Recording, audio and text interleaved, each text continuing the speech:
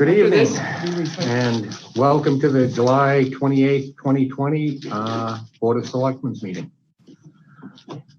And I'll start out with public input. If anybody wants to raise their hand electronically, I will call on them. Linda, can you unmute yourself? Yes, I did. I just wanted to let people know that the vote by mail ballots hopefully will go out the first week in August, and we've got approximately 1,000 cards already in the office. If you're not registered to vote, you can register until August 22nd. And but anyway, lots of stuff going on. That's all for me. Thank you. Anybody else? All right, moving on then. Chairman's comments. First off, at our last meeting, we voted a certificate of congratulations for Claire Kennedy, Stow's oldest citizen, on the milestone of achieving her 100 years of age. Last week, there was a parade past Ms. Kennedy's residence, arranged for by the Stow Fire Department, Council on Aging, and quite a few antique cars. At the end of the parade, Selectman Ellen Sturgis presented Ms. Kennedy with the Boston Post cane signifying the oldest resident of Stow, and we presented her with a certificate of congratulations. It was a very impressive sight. Congratulations again, Claire.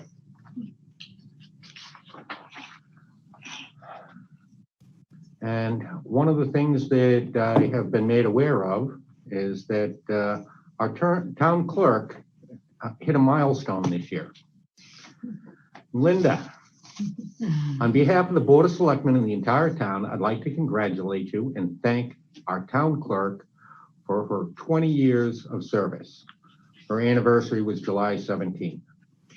Linda began the town as a secretary to the Historical Commission. Karen Kelleher, who worked in the planning department, took it upon herself to recruit Linda when town clerk Shelley Herbst resigned, and it's been smooth sailing ever since. We're hoping to have her as town clerk for another 20 years. Linda came into the position with a slight advantage, as her grandfather had served as town clerk for over 50 years. So we're looking for another 30 out of you, actually, Linda. No, huh? And lastly, on July 17, 2020, an American icon, Congressman John Lewis, passed away at the age of 80. House Speaker Nancy Pelosi had called Lewis the conscience of the Congress, and Senate Majority Leader Mitch McConnell praised the longtime Georgia congressman as a model of courage and a peacemaker. Uncharacteristic bipartisanship in Washington. Truly a great man and a loss to the country. I'd like to ask for a moment of silence in remembrance of Congressman Lewis.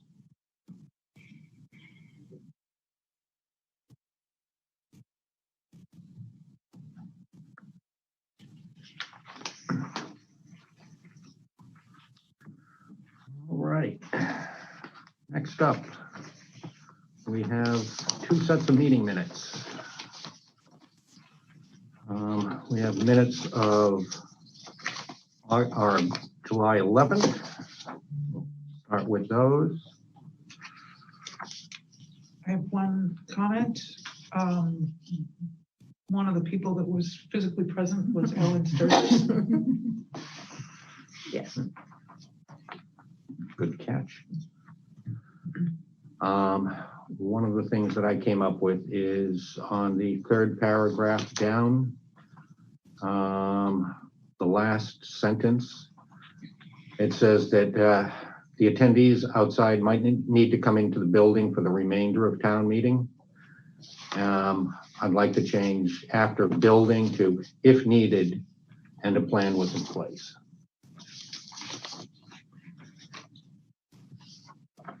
And then at the 1, 2, 3, 4, 5, 6, 7, Seventh paragraph down, there was talk of writing a letter to the Attorney General. I think we voted on writing a letter thanking the people who helped out at town meeting, Okay. which is what, if you guys saw what was in the paper this week. I think, Yes. that's what that was for. So really, it was thanking the people who helped with town meeting. And then in the motion, it was draft a letter thanking the people who helped at town meeting.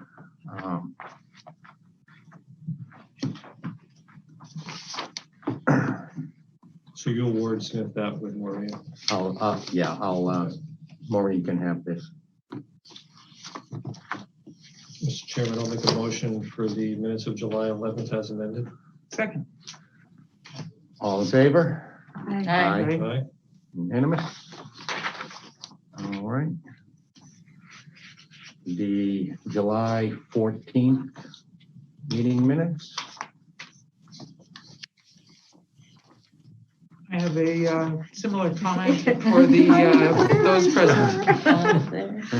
And one other comment, one other minor correction on page 3 says that I made a motion, but it's Ms., not Mr.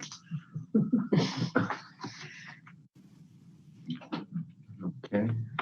I gave Maureen some comments before. Post Road should be Boston Post, and the spelling of Bush, as in Mike Bush, should be corrected in the 1, 2, 3, 4, 5, 6th paragraph. I think it is SCH actually. SCH. It is SCH. Yes, right. It was It is, but different it's- things in different places.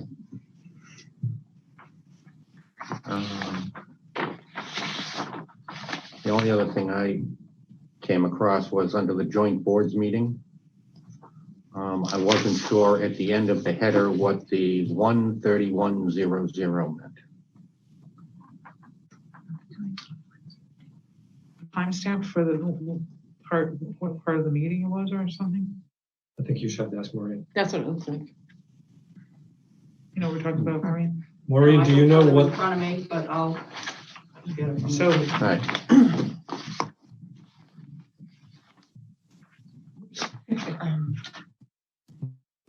I can get it from the table. well, it's, I mean, this is a typographical. Terry, do you want the paper? Yeah.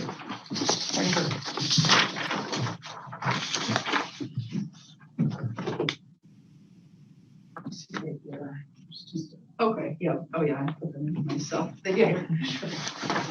Thank you. All right. That's all I had. Mr. Chairman, I'll make a motion to approve the minutes of July 14 as amended. I'll second. All in favor? Aye. All right, moving right along.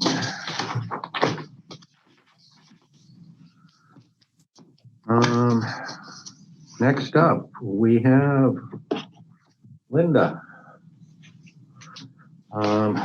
Linda, would you like to tell us about the Did we accepting? skip correspondence? Hmm? Are we skipping correspondence? Oh, I'm Or are we sorry. not? I'm sorry. Sorry, I Hold on a minute, Linda. Sorry, Linda. All right, correspondence, Mike.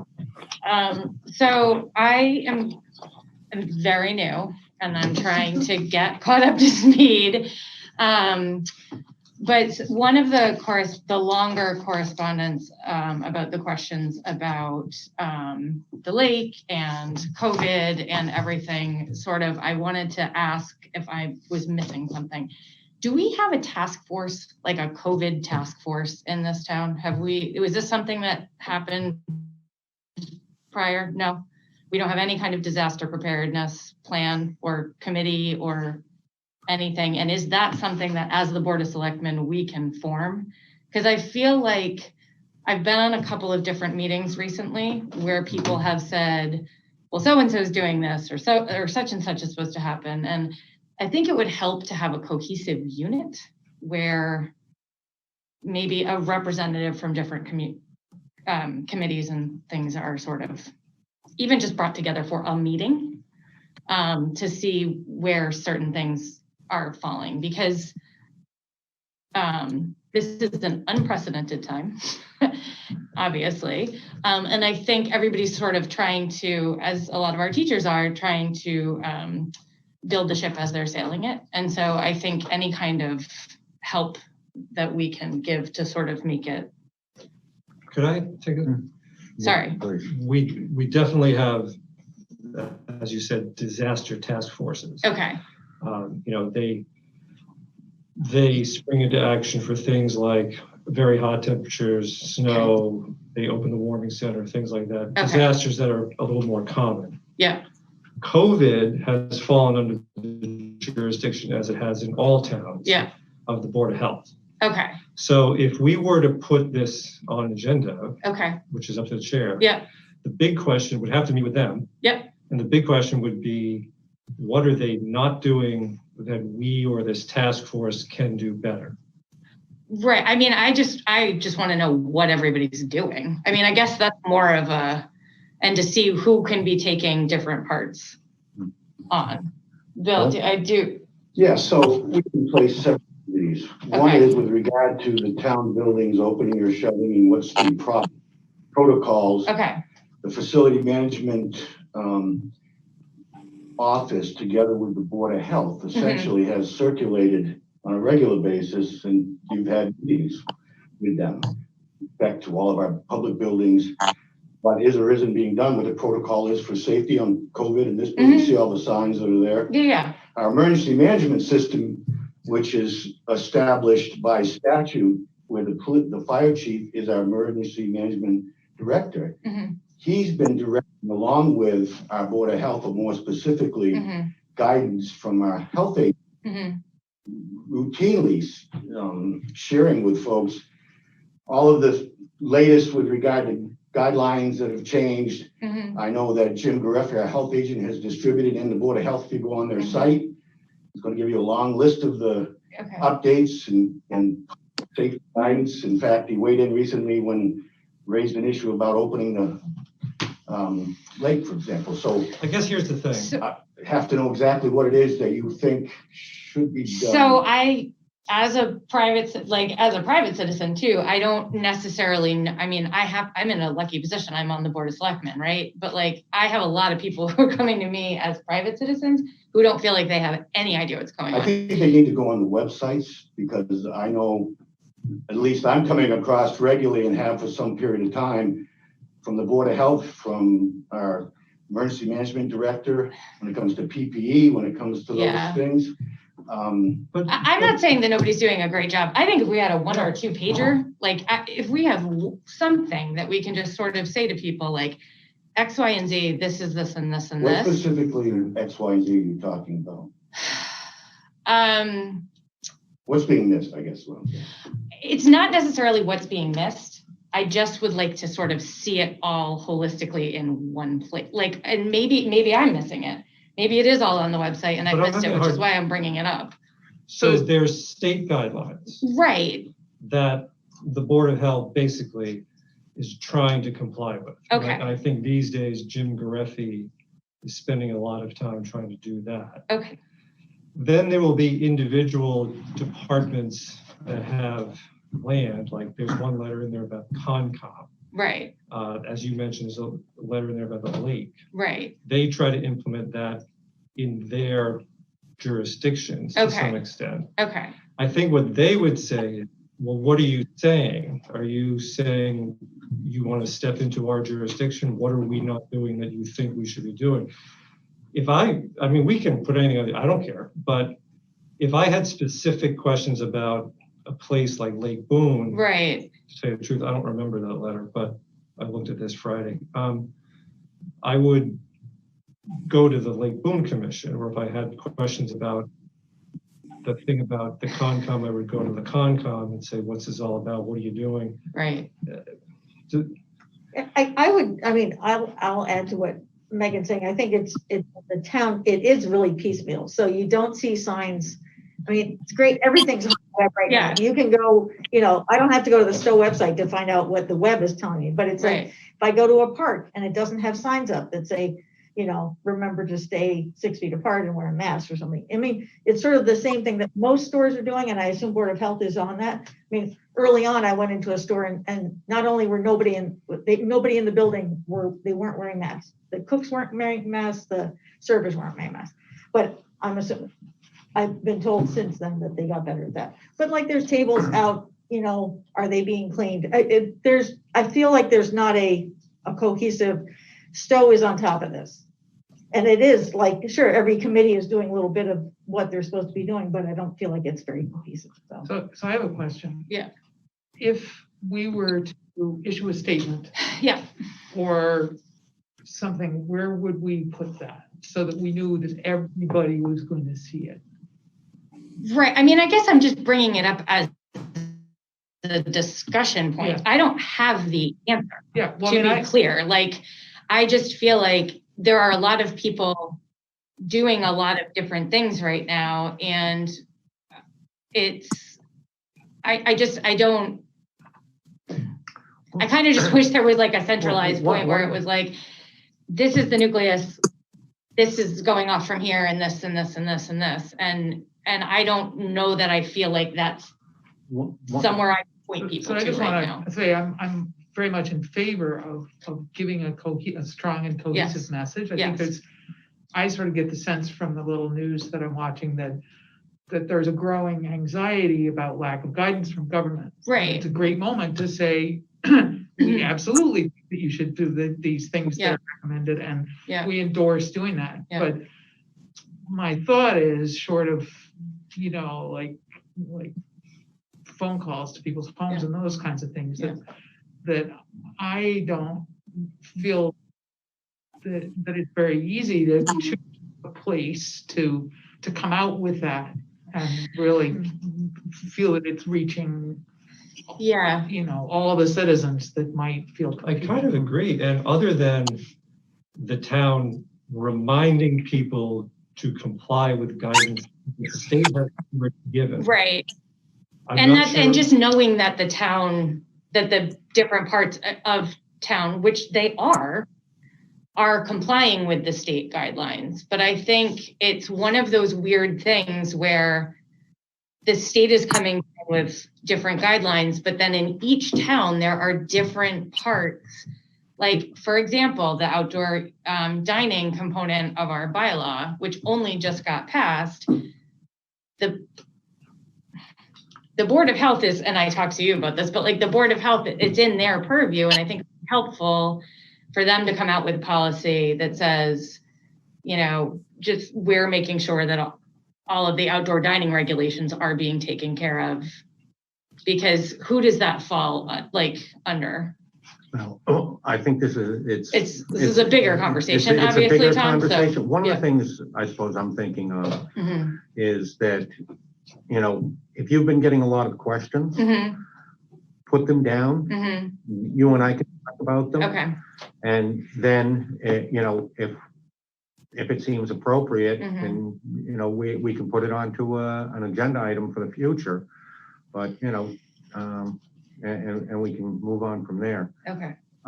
Marcia, did you, it looks like you've been unmuted for a while. Did you want to make a comment on any of that, or? Well, I just would like to say that to date, since all this started, we have been on conference calls twice a week with the Department of Public Health, and we are informed of every guideline that is You keep breaking up. Marcia. we're informed by every guideline that is produced by and recommended by the governor and supported by the Department of Public Health is passed to us. We are now dealing with 55 of these things since day one. We're working with a moving target. And the single biggest thing that the Board of Health recognizes, it's wonderful. It'd be great if we could put up a sign that says you must wear a mask, you must distance yourself, but how do we enforce it? And enforcement is the single biggest issue that stands before everybody in the town. If you don't have everybody buying in, then there are going to be scofflaws.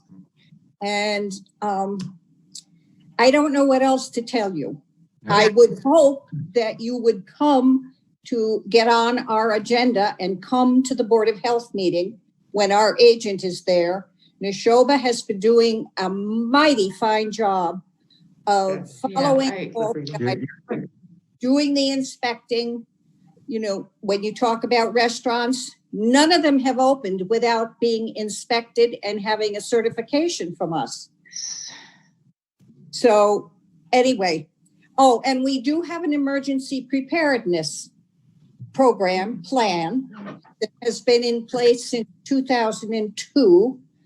And if you want to read it, we have a great big fat notebook in the Board of Health office that you are welcome to come and look at when the office is open. Just one more comment, and then I think we've got to move on. It's a lot longer on correspondence than I expected. Oh, am I the comment? Yeah. Oh, as I'm thinking about it, I think I'm getting a better sense of what you're asking, or at least here's what I understand. I think there would be a lot of value to having a COVID update meeting at which all departments This is what I'm asking for. that are affected could come in, and like Marcia, she could say, here's what we're doing. We're trying to get, you know, and several departments could come in and talk about some of the battles they've had with enforcement. The other part of what you're saying, I think, is a bigger issue. You're sort of saying, I think, there ought to be one place where you can go where there's one communications thing that combines all the departments. Everybody can see what everybody's doing. In theory, that sounds really good. And it probably is really good. And someone going to have to take up with the next town administrator because communications and the use of the website, we're a little bit behind. I don't think we're going to solve that during coronavirus. If that's what you're saying, I think I agree with that. I appreciate you clarifying that, because I know I was not as clear as I wanted to be, but that was really all I was looking for. It was not, I believe strongly that everybody is doing everything. I used to be an event planner. Like, I just want to know. Well, we kind of got to move on right now, though. Sorry to shut you down. Can I just say this? A default position ought to be to contact the Board of Health under the statutes, and they are our single source for COVID and our health agent on a request.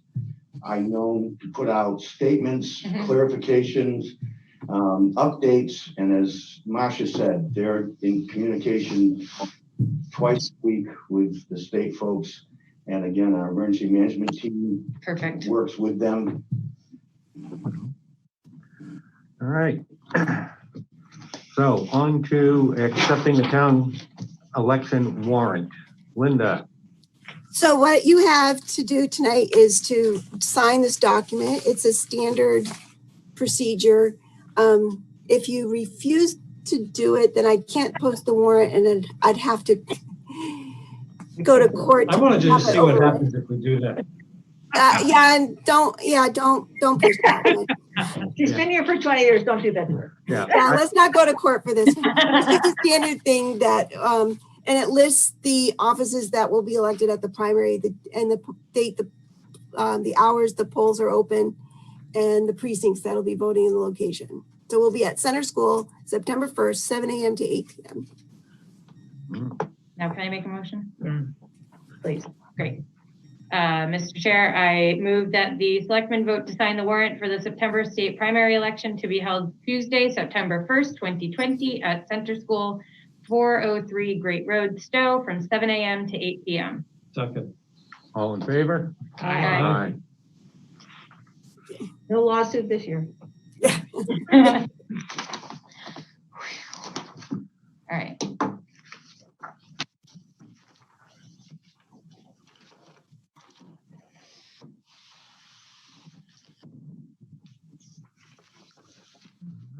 You guys are signing that. Now you know what you're doing. Do you need this pen back? It's yours forever. The next item on our agenda is a recognition of Minuteman High School senior Jack O'Keefe. Is Jack on there He's the somewhere? other John. He's the youngest person on the screen.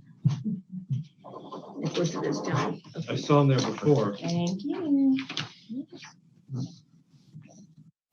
Jack, are you there? Yeah, I'm here. There he is. Hi. Welcome. Hi, thank you. I've got a little statement I'll read, and then we'll let you say a couple words. How's that sound? Okay, that's good. All right. For the audience, we have with us this evening via Zoom a young man who is a recent graduate of Minuteman Technical High School and whose accomplishments came to the Selectmen's attention earlier this spring. Tonight, the Selectmen would like to congratulate and welcome Jack O'Keefe, Minuteman class of 2020. John O'Keefe, a biotechnology major, consistently maintained a high grade point average and an excellent attendance record. In the spring, Minuteman nominated John for the Outstanding Vocational Technical Student Award from the Massachusetts Association of Vocational Administrators, which represents numerous vocational technical high schools in Massachusetts. John was also honored with the Adams Scholarship and President's Education Award for Outstanding Excellence. John played quarterback on the football team and was captain of the basketball team. He served as co-captain for the math team and a peer leader along with leadership roles in Skills USA, vocational technical competitions, and he regularly volunteers in his hometown of Stow, including his church, as a basketball coach, and he will attend St. Michael's College. Sounds like you're quite the accomplished student and athlete. I'm okay, I guess. I mean, mainly I kind of just want to thank my mom for kind of pushing me. Yep. Like she was always helping me throughout elementary school when I was really struggling and stuff. Because I have a crazy ADHD where I just couldn't focus. And it was always the teachers blaming me for that problem, but she always stuck by me. And eventually I got the help I needed and I was able to succeed using that help. So that's basically it. She was great. Congratulations. Sir. Thank you. Jack, may I? Sorry. What are you doing at St. Michael's? What is the arrangement going to be this fall? Well, we're going to be on campus. I already have my roommates. I only have one class that's online, but I'm going to have an in-person lecture once a week. So it's going to be kind of normal, but not really normal at the same time. I mean, no large gatherings. Are you going to study biotech? I'm going to study biochemistry. Biochemistry. Yeah. Then I'm going to get a doctorate in pharmaceuticals. You're not taking the easy path, are you? No. Good for you. Good for you. Thank you. Anybody else have anything to say? Since, John, like you so far you just love what you do. You're excited about your topic and you're gung ho to follow it. I commend you on that. Thank you.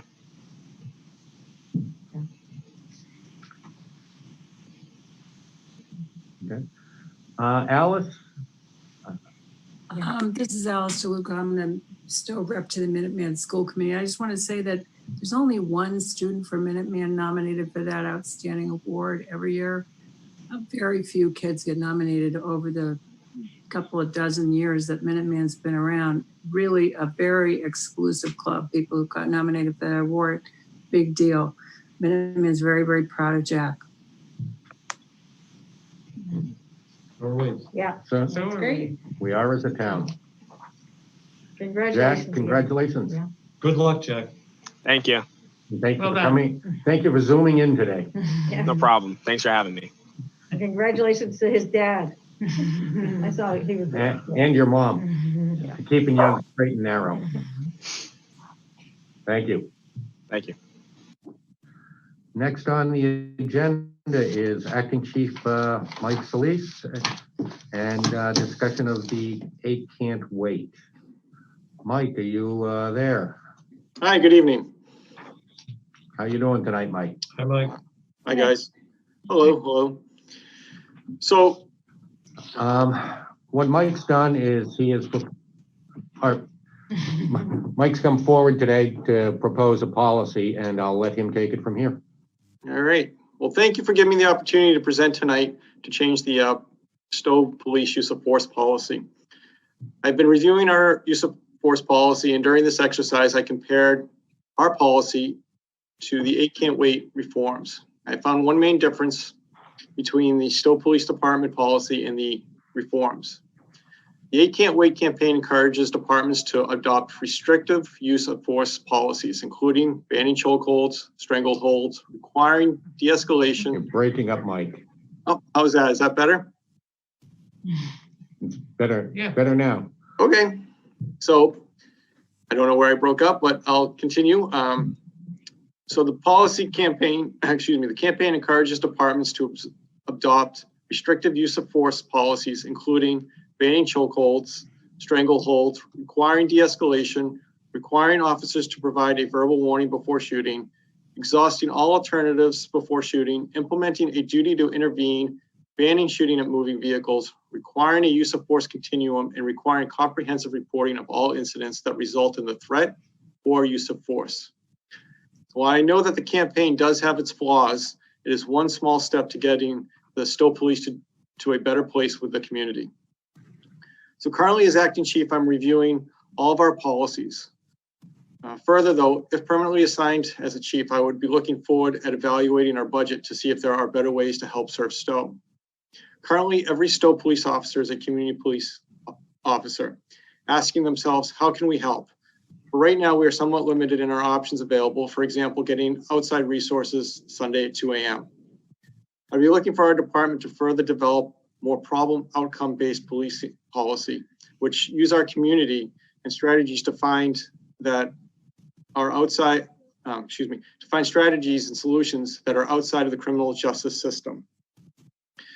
We've already done some of this through our relationships with the Council on Aging, our Domestic Violence Services Network, our Communities for Restorative Justice Partnership, but I believe we have more work that we can do in this area to find more services for those we serve, which are non-judicial.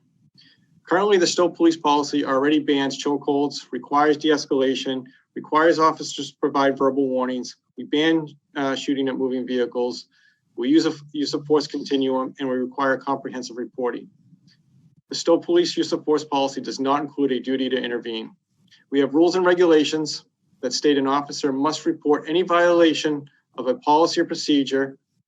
We have no policy that requires officers to intervene and stop or attempt to stop the use of force when a violation within this policy. So I'm requesting that the Board of Selectmen approve this addition to our use of force policy effective tonight. A new section would be created, a duty to intervene, which would state that all officers, employees of the Stow Police Department should be aware of their personal responsibility during a use of force encounter.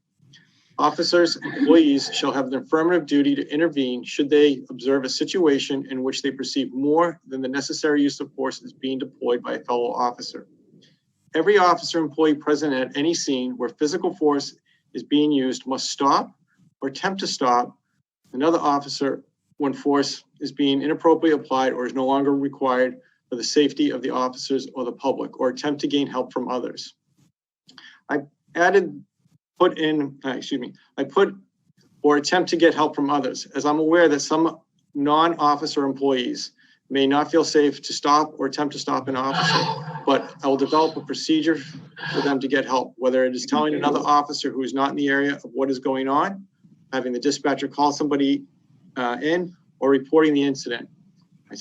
Employees should feel empowered to stand up and to say something. Thank you. Are there any questions from the board? I'm really grateful, Acting Chief Sallese, that you've taken the initiative to do this. I think it's really important that this is just the beginning of a conversation that town needs to have amongst ourselves, not just with the police department, but with the entire community, I think, around the issues that are being raised these days. So just thank you. Yeah, you're welcome. Thank you. It's nicely put, and I'm also appreciative that you've just been really proactive to get this going. Mike, this is Jim. And like my colleagues, I very much appreciate you being proactive and reaching out to the community on this and taking the bull by the horns in this. I remember from several years ago that the police department's policies manual is about a 3-inch thick binder. Is the use of force policy itself something that can be shared with us or is available to us? I'd like to just look at the whole thing. I can send that to you. Okay, would you send all of us? Yep, I can do that. That's great. Thank you. Thank you. Ready for motion? Or just Bill want to say? Pardon? Bill, anything? I have nothing to add. Yeah. Take a motion. All right, Mr. Chair, I move that the selectmen vote to approve the addition of a section on duty to intervene to the Stow Police Department's use of force policy in accord with the 8 can't wait recommendations and as presented by Acting Chief Michael Sallese. Second. All in favor? Aye. Aye. Unanimous. Thank you, Mike. Thank you, guys. Thank you. I really appreciate it. Thank you. Thank you, Mike. Oh, One last question, Mike. Do it. Yes. Are you gonna, well, it's probably too early to even think about it, but are you thinking maybe about doing the Citizens Police Academy again? I think the environment is such that that would really help. So I would love to. We'd have to talk to the Board of Health, and we had a lot of people in that class, and we're definitely within a classroom setting. So I would love to be able to do that, but right now I don't think it's possible in the environment that we're in. But it's definitely something I'd love to continue. I've gotten a lot of positive feedback from prior members and a lot of people interested still. Okay, great, thank you. Let's see. I was planning on signing up next time too. Yeah, me too. That's great. All right. Thank you. Thanks a lot, Mike. I'm gonna try the hardwire for this because of the glitches. I'm not sure if it's us or them, but it shouldn't affect anything. That's a good idea. Thank you. More cords. I know. I signed off, I thought it might be our Wi-Fi was overloaded, but You're going over to the left a little bit. There you go. There we go. Okay. I think it's I think I upside need down. glasses. I think you're upside down though. Oh no, that's fine. This one doesn't fit real well, but see if that helps. And we'll plug in. Okay. Good. All right. All right. Next up on our agenda, we have a presentation to the town administrator from Sustainable Stow, Sharon Brownfield. Is Sharon on? I see Sharon. I think you need to unmute yourself. So, Bill, at the time of your retirement, had us reflect on what you did for us. So we want to thank you, Bill. Your ongoing support and advice helped make Stow a more energy efficient and sustainable community. Your support and encouragement of various initiatives of Sustainable Stow has contributed to our success. And I want to highlight just a couple. Your wise counsel to have the volunteer climate group become a working group reporting to you, provided the needed town resources and access to the town. You provided the town resources and counseled us on the process to vet and select our contractor for Stow Solar Challenge. This very successful initiative resulted in 59 contracts for a total of 417.6 kilowatts of solar panels installed, and a free solar panel installed on the town building resulted in a projected savings of $38,000 in electric cost. You created the position of town energy manager and named Arnie Epstein, our co-chair, to that position. You supported our effort to be a green community by enabling town staff to work on the application and audit the town buildings, leading to a successful application. As a green community, the town of Stow has received grants of over $317,000, enabling the installation of heat pumps for the police station, town building, and LED lighting in Randall Library. Once again, you supported us with town staff and resources as we applied and successfully became a pilot community for the Heat Smart program. And this program resulted in 67 ground and air source heat pumps being installed in the town. Thank you, Bill. From the members of Sustainable Stow, we wish you all the best in your retirement. We have a certificate that Maureen has, and if she hasn't given it to you already, I'm sure she will. And I'll just briefly read the certificate. Certificate of Appreciation. In grateful recognition of your support of climate and green energy initiatives in Stow, William J. Wrigley. Thank you for supporting and ensuring the achievement of Stow's green community designation and the success of Sustainable Stow's climate initiatives, including the Heat Smart and Stow Solar Challenge programs. It's people like you who make a difference. And it's signed by myself and Arnie. Thank you, Bill. Thank you. He's personally holding it over to Bill. They were a great group. I always say this, but they were can-do, self-reliant, industrious. Did a lot of heavy lifting from the time we began. And like so many other working groups that we've had here, they were very productive, did all the right things for the right reasons with the right people. So I give thanks to these folks as much as anyone else. Never thought I'd see Bill Wrigley get a climate and green energy award. Well, all the best on your retirement. Arnie, did you want to have anything to say about that? Well, I think Sharon said it very well. I was just reflecting back on Sharon and I's first meeting with Bill. I think that was 12 years ago where we first started this, and little did we know that we would have a continuing and beneficial relationship. So thank you, Bill, for all your help and support through the years, and the best in your retirement. Comments from the board? I think this whole group and Bill has done a fantastic job on several initiatives over the last decade or so. It's really come into its own. And Bill has always been extremely supportive, all jokes aside. He's been extremely supportive. He might even be a convert to the cause. I don't know.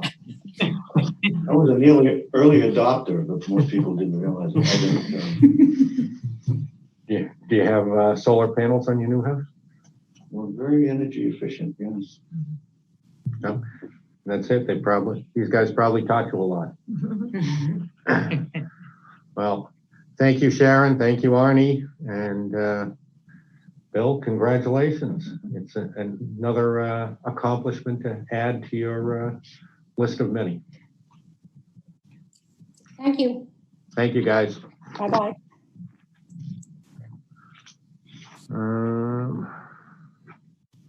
Next, we have Allan Fierce, and he's asking for permission to operate the annual ride Bike for the Woods. Allan, are you on? Mr. Chairman, I need to say something. Is Allan there? Yes, right here. Mr. Chairman, before he begins, I just want to disclose, I've been an organizer of this ride in past years. I'm helping out to some extent this year. I'm not on the board of SCT. I don't have any sort of a technical conflict or anything like that, but I just want to disclose that I am helping to put this thing together. Good. Thank you. So, Allan, tell us about this year's Ride for the Woods. All right. So this is not my ride. This is a minor fundraiser for the Stow Conservation Trust. Actually, before I proceed, I just wanted to say on behalf of the trust that we recognized Bill at our annual meeting last fall for all the work he's done for the town for conservation. And so I didn't want to sit here today and pretend like that had never happened. I wanted you all to know that we've recognized him and given him our award and certificate already We really appreciate it, but this is probably our last formal meeting with Bill, so I wanted to mention that. Thank you. But regarding the Bike for the Woods, this is a minor fundraising event that we've done for a number of years now. It is a family-friendly bicycle recreational ride. It is not a race. We provide the riders with maps. There are 4 different rides, 5 miles, 14, 37, and 64, all going through the beautiful back roads of Stow and the towns in our area, Harvard, Littleton, Acton, Hudson, Marlboro. And it's always been on a Sunday morning when the traffic is very low, making bike riding just an ideal activity at that time. This year has been a bit of a challenge to put it together. We weren't even sure we were going to be able to do it. It's going to take place.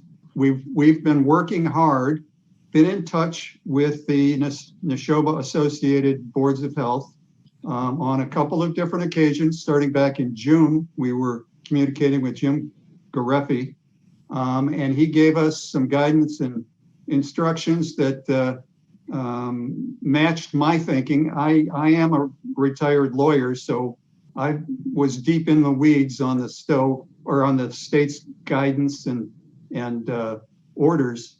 By the way, it's very easy to go to mass.gov/COVID and see them all there. I frankly, personally would be confused if I had to start going elsewhere, like to the town of Stow, to check things out.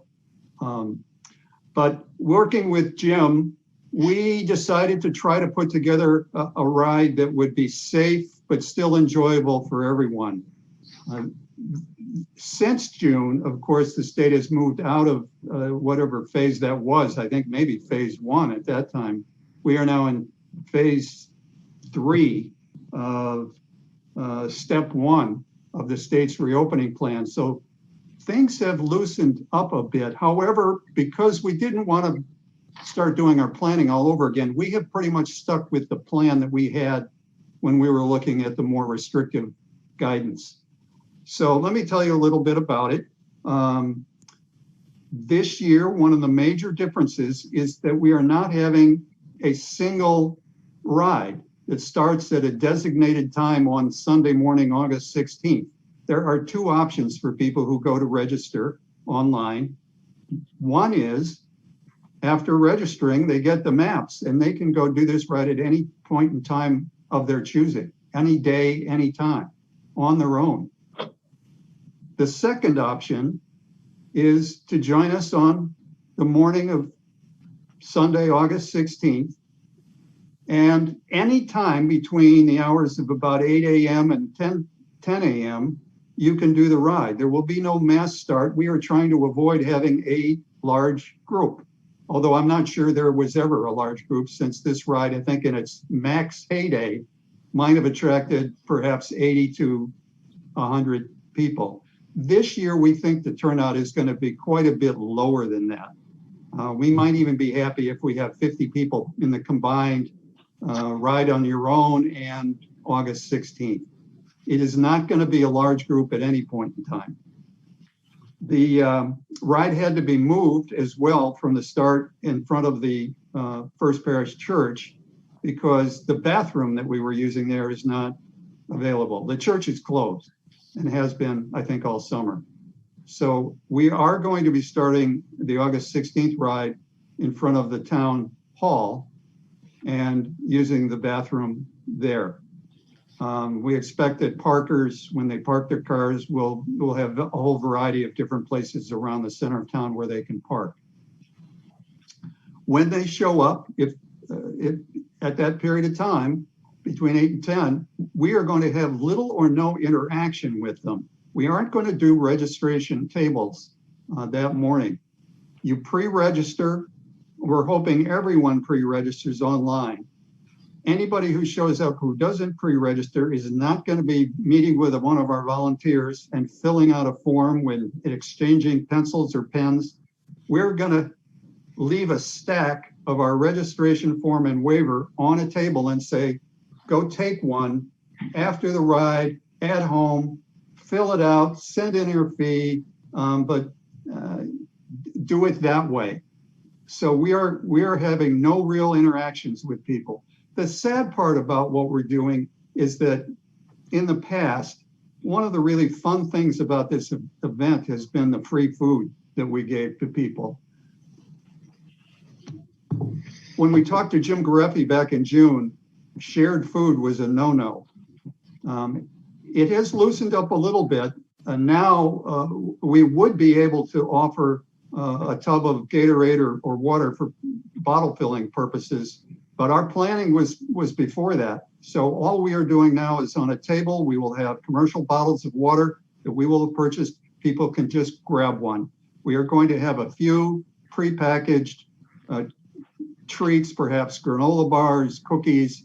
Again, it won't be unwrapped. People will take what they want, but there won't be the peaches that came from Carver that have been, for my purposes, the reason to go to this event. All right. Are there any questions from the board? No? Is public safety is getting talked to? So I know, Allan, did you asked public safety for their review, right? I gave all the information I had to Phoebe, and I am understanding that Phoebe was going to pass that on to public safety. There's a plan in place. One of the things, Allan, and I know this year is kind of crazy, is I think you may have given a little less notice than you have in the past. Right. That did cause a little bit of scrambling. We didn't actually get the blessing till today. So we were chasing that around. So right. Future, you can talk to public safety a month before you're going to bring it to us. It would be appreciated. We'll do our best. Yep. But public safety. We also just today got the latest insurance certificate from our insurer that covers, starting August 1st, covers this event, naming the town of Stow on that certificate. And I also passed that on to Phoebe. I think I sent a copy to Jim as well. I suppose the only question I've got is I did see in here you were planning on using the bathrooms at the town hall. That's been arranged with, I don't know whom. Craig? Yeah. Okay. Yes, Craig's aware. And he was having some conversations with Chris Spear about whether SCT would pay for a custodian to clean it up afterwards, or volunteers from SCT would clean the bathrooms. And I'm not sure which they settled on. Okay. But Yeah, because that's one thing that I don't know. I was questioning. All right. Ready for a motion? Ready for a motion. Okay, Mr. Chair, with the approval of public safety officials, I move to approve the use of town public ways for the Stow Conservation Trust Bike for the Woods on Sunday, August 16th, 2020. Second. All in favor? Aye. Aye. Unanimous. Thank you, everybody. Here, Allan. Thank you. Allan. Thank you. Next up, we have 2 applicants for the Randall Library Building Committee. Kate Copeland and Lisa Lavina. I see Lisa there is, I thought you showed up as Stow TV for a minute. Tom, I think she goes by Kat. It's Kat, not Kate. Yeah, hi, I'm here too. Sorry, I couldn't change my name. I'm not Aurora and Jasper, I'm Kat. All right, that just confused me. It's easy to do. So, you guys have stepped forward to serve on the Randall Library Building Committee, I hear. What might have convinced you to do that? I guess I'll speak first. I was on the building committee last year with Jim. And obviously the project didn't get off the ground. There was a lot of back and forth. So I just would really like to continue to carry the project forward. I think it was a smart group of people, and I'd like to continue to work with the new library director to see the new direction for the library to go in. And I also am pretty connected with the younger families in town and can solicit feedback. And I'm a huge library lover, so I spend a lot of time at all of our local libraries, and I just would like to use that knowledge to help transform Randall into something beautiful going forward. What about yourself, Lisa? I too was disappointed not to see last year's effort keep moving. The library really needs some tender loving care right now. It's gone through a lot of patches to keep it going and keep everything healthy in that space. And I'm excited by the opportunity to finally make the library what it can be for the next 100 years. I think that it's time for the town and the townspeople to invest in a library that gets a lot of use, that can be of service to a lot of people if it just had some improvements made to its physical plan. I love projects like this, and I'm excited to be part of the group. Comments? Kat was a very helpful and enthusiastic member of the committee last year. It did not get off the ground because it was focused for most of the year on the Blue Door Church possibility. And Lisa, I think, is a very well-known quantity in town. Years on the community chest, and her resume speaks for itself. I think we couldn't ask for any better candidates. Thank you. We have a motion then? We do. We have two motions. The first one is, Mr. Chair, I move that the selectmen vote to appoint Kat Copeland to the Randall Library Building Committee to serve through the end of the fiscal year in which the committee presents its design recommendations to town meeting. Second. All in favor? Aye. Aye. Mr. Chair, I move that the selectmen vote to appoint Lisa Lavina to the Randall Library Building Committee to serve through the end of the fiscal year in which the committee presents its design recommendations to town meeting. Second. All in favor? Aye. Lisa, Kat, thank you very much for stepping forward, and let's get the library done. Thank you. Thank you. Thank you so much. I'm seeing all these virtual claps. I have a question, just in terms of, since the past committee was disbanded, thank you, good word. Are the other members, I know that we'll be talking about our positions later, but of the other committees, do we know, have they already appointed either a new person or continuing the same? Good question. Do you mean the trustees? Well, I'm just looking at the list at finance, capital planning. Oh, that's a good question. The trustees did appoint somebody. Capital planning, I'm on capital planning. Yes. And no, I don't think we've appointed somebody. I wouldn't be surprised. Well, no. But was there someone on it before from the last year's committee? Steve Jelinek was on it. Okay. All right. And FinCom, I thought appointed Erica, but if she's going to be chair, I don't know if they're going to have that same arrangement. Right. Okay. So I have a Committee was a trustees created committee, Oh, okay. which caused us a little bit of pause, Okay. but we went along with it. They thought better of that. They disbanded that, assuming we would create one, which we did. And here we are. Okay. Next I have up, a question. yes, Carol. Hi.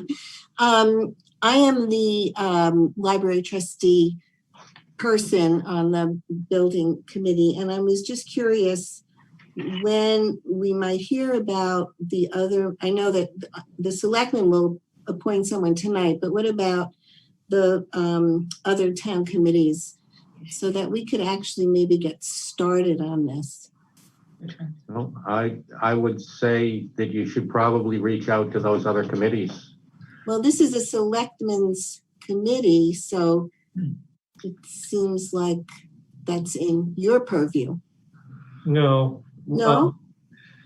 Yeah. No.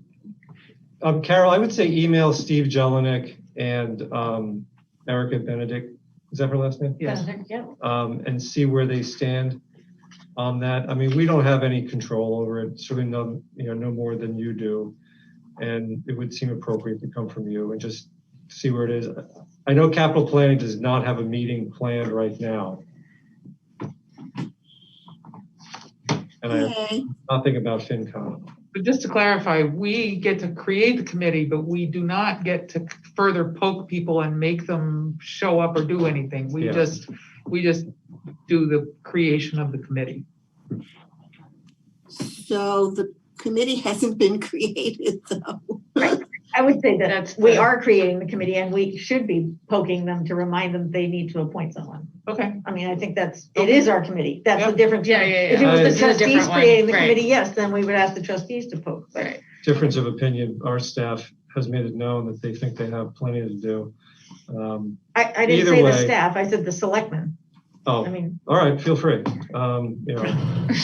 well, no, Jim, I mean, you just said it was a particular issue that it wasn't a selectman driven committee, or appointed committee. So if the selectmen are appointing, then we're not choosing the person on the finance committee or the capital planning, but we should be making sure that they get someone so the committee can be formed. Okay, I don't plan on doing that. Well, but Tom's the chair, you're not the chair, so. And if Maybe- you want to maybe I delegate should- it, Maybe I should delegate. I can delegate it to you. that's fine. But Who are you delegating it to? We can't see who these Oh, people I'm are. Ellen. It's Ellen. Okay, Ellen, thank you. I think she actually volunteered for it. Yeah, thank you. No, it's like, that's what the chair should be doing, in my opinion, for a committee. That's a selectmen's committee. I mean, and I'm fine with you delegating, but you should be deciding who's going to do it. Right? Could I just make a comment? Sure, please. It was never intended for it to be a board of selectmen committee. If that term was used, it was a misnomer. This goes back to 2012 when we created these capital improvement project committees, which intended to have representation from the capital planning committee, finance committee, and board of selectmen, and then filled in with the department sponsors and some at-large folks. This last committee, which the trustees formulated in and by themselves without any discussion, basically changed what we were hopeful would be a process moving forward to have comprehensive representation, primarily from the three boards that offer opinions on money articles, and more specifically in the capital planning committee, on capital items, that it would be, I guess, prudent to have representation from those three major boards. That's why, and one committee had to push the process, and that was the board, but it's not their committee, and it wasn't intended to be.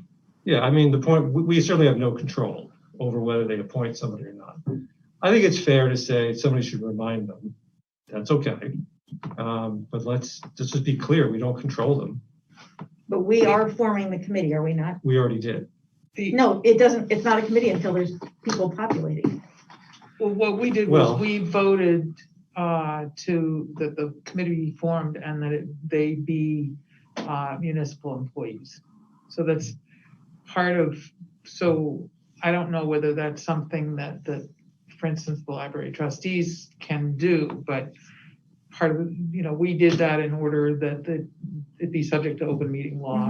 And so my understanding the night that we had that discussion and vote a little before you came on was that it was simply creating space, saying we as policymakers think that this is the framework within which this committee would best operate, and would you please go forth now and do that?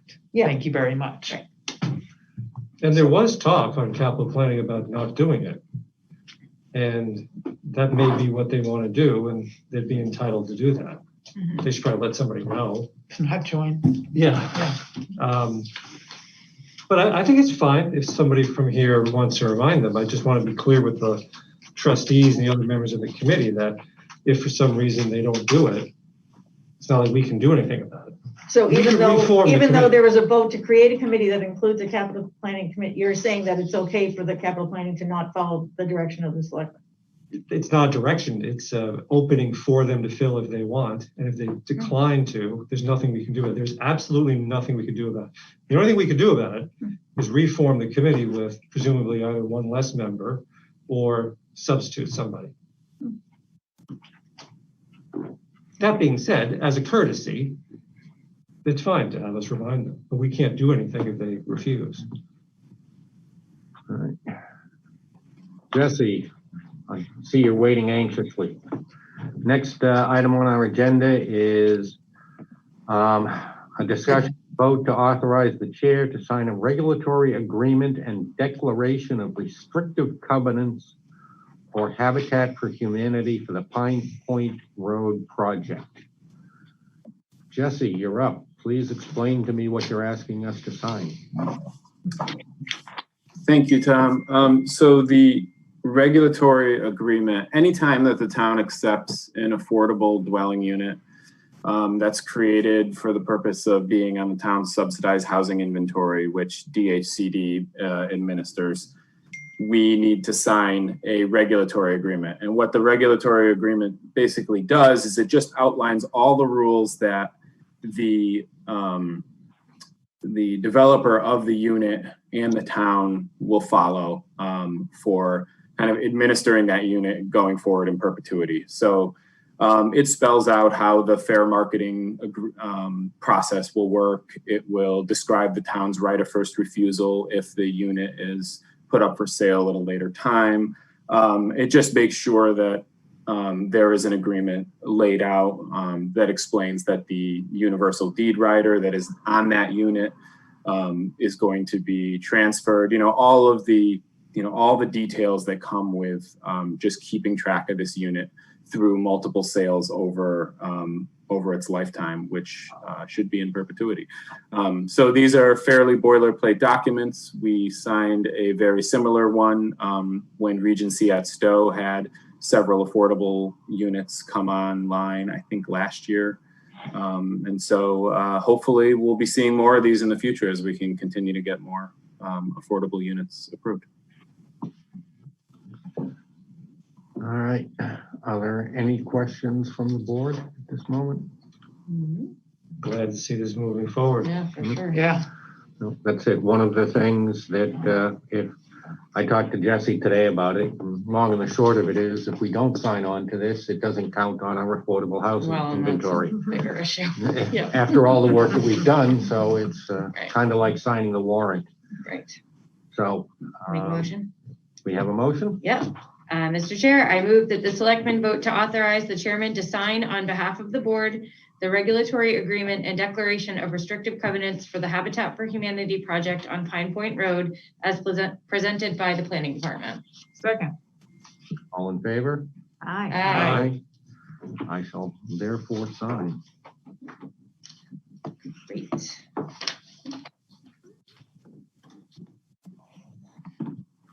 You need to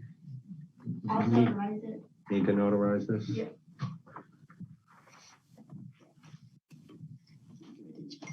Hooray. Thank you, Linda. Thank you, Jesse. That was probably less painful than you thought. Yeah, thank you folks. Much appreciated. Have a good night. Thanks, Jesse. Thanks. Next, discussion and signing of the annual dog warrant. This is something that we have to approve every year, and as part of the package, basically it authorizes the animal control officer to do what they have to do and keep track of what they have to keep track of. Great. Can I just move to? Presumably a statute, I mean, there's something odd about dogs that we have to do it for.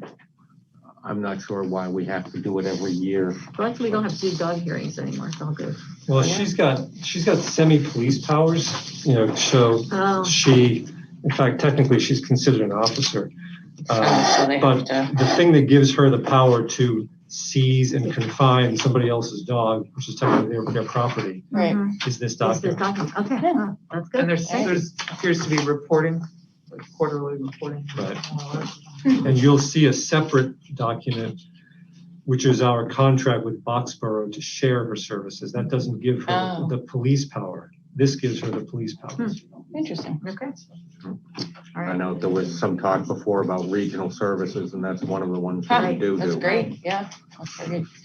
So, I'm going to make a motion. Mr. Chair, in accordance with Chapter 140, Section 151A of the Massachusetts General Laws, I move to approve the annual animal control warrant dated July 28th, 2020, and effective for 1 year from June 1st, 2020 through May 31st, 2021, and to authorize the chairman to sign it on behalf of the board.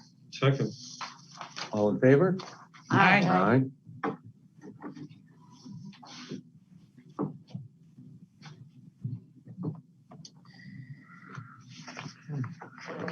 Pass that back.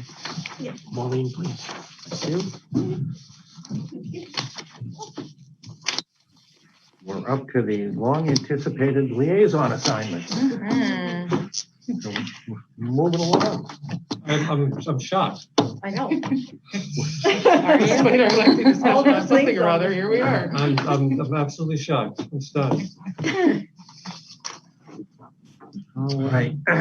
You know, this is something that we end up doing every year when we end up changing over from, or we have new members. Yeah. That, as you've seen, we've got quite a list of committees and liaisons.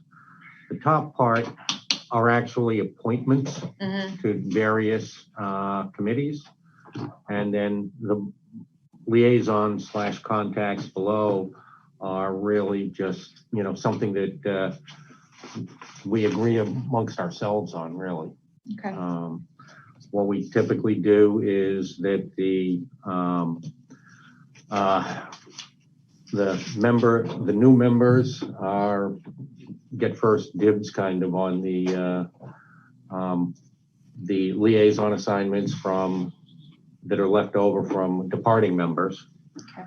And then in some cases, we start doing a little bit of horse trading on there. Okay. Typically, you know, anybody who's already got the assignments keeps the assignments unless somebody else is looking to take that over and the person that's been doing it is willing to give it up. So what we right now have, you know, you guys have the list in front of you. We had the local access cable channel advisory committee that Brian Burke was doing. MAPC as a selectman's alternate, Magic as a selectman's rep. Those two were being done by Don Hawks. Those are actually appointments that we have to make to a committee. And then we had cemetery trustees, Council on Aging, Finance Committee, Lake Boone Commission, Minuteman Regional High School, or Minuteman Regional School District, Neshoba Regional School District, Planning Board, Rec Commission, Tri-Town, and then ZBA. Okay. One of the other ones that Jim had mentioned before is possibly a selectman's liaison to the town of Maynard, I believe. Right? Oh, right. I don't know if that's a formal thing, but. That's not a formal thing, but Is that ongoing or just more? Yeah, I think it's just gonna be one selectman getting together with David. We should, I guess I might as well talk about it now. He suggested 2 selectmen. I'm afraid that makes it a subcommittee and that's subject to the open meeting law. I said that to him because I thought maybe we'd have a little tri-town. And he didn't want to do that. So he's only comfortable with 1 selectman from each town. So I don't even know if it winds up being this. I've spoken to Megan about it, thinking maybe we can kind of switch off meeting with him depending on what is on the agenda. For whatever reason, he doesn't want to do it with staff, at least not at this stage. Yeah, and I will just say the reason Jim and I were talking about it is we were on the Lower Village Revitalization Subcommittee together, and there was obviously with us being on the town line, like with Lower Village being on the line with Maynard, it behooves us to have a relationship. So great. Yeah. There's one other that I forgot to mention. Mhm. It's actually on our list as a later appointment, but it's not just something to think about. Randall Library Building Committee. Right. Oh, right. And that would be an appointment. That's the difference between us talking about the liaison assignments and then the Library Building Committee, LACAC, MAPC, and MAGIC are all actually have to be appointed. Okay. What does it mean, the MAPC Selectmen's alternate? I think Jesse is, or either Jesse or a member of the planning board. Jesse is. Primary. Jesse, that's Jesse, what- yeah, so it's not usually. like there's another selectman, it's just. Yeah. So really, Allan and I need to duke it out between. Well, I think it's, may I make a suggestion? Sure. Just to sort of take it in bite-sized chunks, we should Yeah. do the committees first. Yeah, for They- sure. They tend to be more work. So yours is actually up for Lower Village, and so Yes. we should talk about that too. So- although we have talked about that, but I'm assuming you want to be I would like to take that. all yours as far as I'm So concerned. great. I would prefer to, I really want to stay on capital planning. You got another year. You have another year left. We're not letting you. I have another year. Yeah. Oh, that's right, I do have another year. And I was thinking about taking, if nobody else is interested, LACAC. Yeah, that works for me. Yeah, I've gotten interested in that. Yeah. So do you want to actually split interested in MAGIC both. and, I or do you was want on them both? before, when I was on the selectmen before, I actually really enjoyed them both. Okay. But if you, I mean, if you. Well, do want- you think it's worth having the same person on both of them because there's overlapping interests? Yeah. Then that makes And sense there's to not me. that much overall. I mean, that Yeah. was my memory. I was trying to catch up on what they've been working on now. Yeah. My only concern is that the MAPC is a 3-year term. Oh. Right? Versus the 1 year. I'm only didn't seeing pay this now attention as to I'm that. looking at it. Does Does it- it is it have on to this be a thing? 3? It's on this thing. Well, Oh, it is.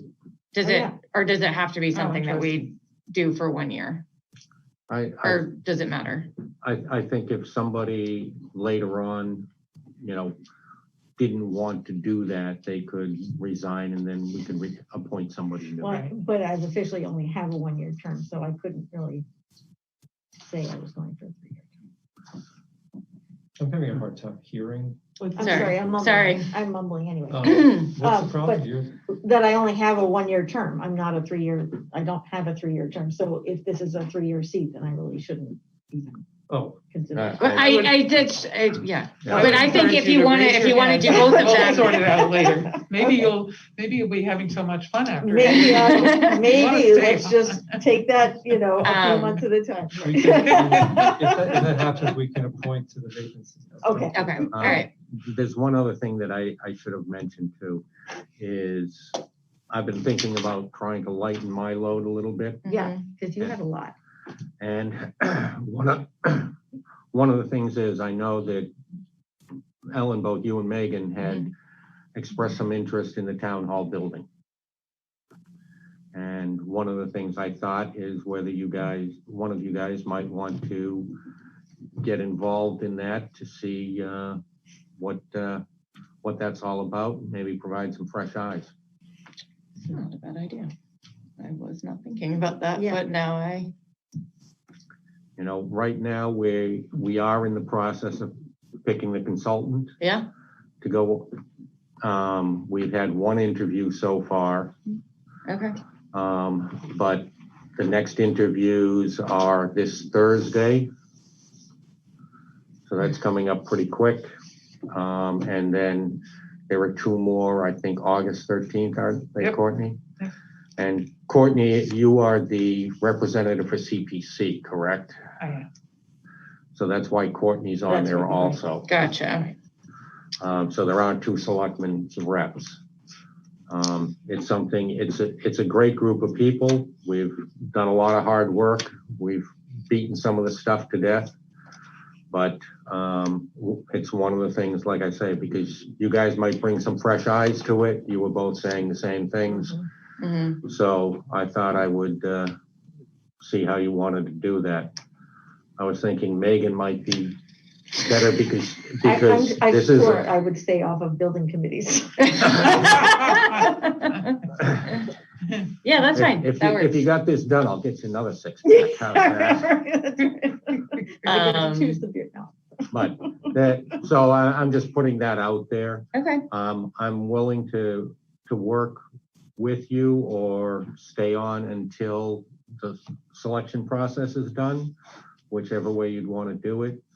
I'd probably still stay involved and give my 2 cents worth, but if one of you took it over, I would give up my votes on that. Okay. So.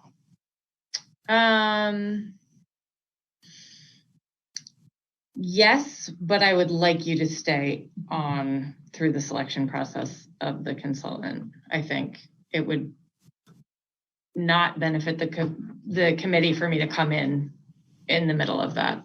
I think I would be happy to pick up once the ball's in motion, given all the work that the committee's put in, but for sure. Well, we could work those details out. Great. If you got there, I'll say I could provide my insight and you can vote based on my input or, and only the parts that you accepted, I suppose. Gotcha. Well, and I would just comment that if you feel like listening to those meetings, you might get insight by. That's true. I happen to have been present at the interviews for the previous consultant that we had, and I was not a voting member of the committee at the time, and it was very interesting to me to see who got picked and who didn't. Gotcha. Gotcha. And the process. Gotcha. And this is something, also a thing where you are on for the next 3 years. Yeah. It may be 3 years before it gets done. So it's a good thing. Great. To have some continuity on there. Yeah, for sure. Yep. It is great. Yep. Okay. So you're doing MAPC and Magic? So I'm willing to do MAPC. Do you want me to do motions on these then? Well, should we discuss library building as part of this? Oh, yeah. Oh, right. But you don't want to be on another building committee? Well, I was on that one. I was on other iterations of it. I'm happy to keep doing it. If no one else is interested, in fact, I'd like to. But in full disclosure, I haven't always been aligned with the trustees and other members of the committee about what is needed there. I have resisted generally building new. I've urged them to do some fundraising. I've been more aligned with the chair of the capital planning committee. I do think though that with the new management of the library, and having gotten past the temptation of High Rock, I'm thinking that the focus is going to be different. Yeah. So I would like to continue on it, but just in terms of full disclosure, so everybody knows I'm not a cheerleader for the project. And I will say that there is a part of me that is interested, but I also feel like I have a pretty full plate. So I don't know that joining another building committee is really right. smart move. Especially if they're moving forward. Yeah. Right. Well, and I will just say, I like that you said that you're not in lockstep, because as we learned from the school building project, it was really important to have different perspectives. And same thing in Pompo, when you have to tamp down a department's interest. Although to be fair, the building inspector would say that he goes over to the library way too much, and that you cannot say there's nothing wrong. Right. Oh, right. Right. Well, there was, But, okay, as long as everybody's comfortable. Yep, absolutely. Do you want me to do these motions then for these? And then do you want to talk about liaisons? Well, what we've got is for MAPC and Magic, we've got separate discussion items for those. I think if we work out the details as part of this, then what we do is when we get to those, we'll just, we can just fill in the blanks. But I think I'm just asking, talking about should we do the vote on those before we go into liaisons, into the other non-voting ones? Yes. I think we should get those done just to. Right. Just get them done. Check them Okay. off. So, Mr. Chair, I move to appoint Jim Salve, James or Jim? either. Okay, as a selectman's representative to the Randall Library Building Committee to serve through the end of the fiscal year in which the committee presents its design recommendations to town meeting. So I don't think that quite fits with capital planning. You're going to want to say the 2 years ending 6/30/21. Oh, to serve through, I don't know. I'm Do you want just me to do reading it? it off the paper. Do you mind if I do it? No, I literally was just reading off the Yeah. paper. Oh. That's what it said. Yeah. Because it's not, I didn't make it's it not up. a time. Oh, I'm it's sorry. not a I thought you said time-defined- capital planning. No, we're Randall doing Library Randall Building Library. Committee. I'm so sorry. I It's misheard okay. you. I mean, misheard you. it is a mask on my face. I'm gonna enunciate the next Well, one. it's also this thing, so. Do you need me to repeat this? Or can we second what I Who's moved said? and seconded? Second? All in favor? Aye. All right. So what we did is we just actually did, Library Building Committee. Library Building Building Committee, which was item 14. Oh, we're out of We're order. not going. Sorry. We're just doing it on the sheet. I was just doing the sheet. All right, so Jim is LA. Oh, sorry. Well, you have the liaison. So the liaison is 13. So I was Right. trying to clean that up and. Right, We're I bad. figured that if we worked through all the details on these Yeah, things, then yeah. we could, That's what then you were we'd know talking where we about. were. Yeah, yeah, You're yeah. looking That at the makes sense. agenda, we're looking at. the I'm looking sheet. at I was looking at the list. Okay. So what, Liaisons. well, if I'm going down the committee memberships right now, Mm-hmm. if we work those out, Mhm. Jim's gonna stay on capital planning. Mm-hmm.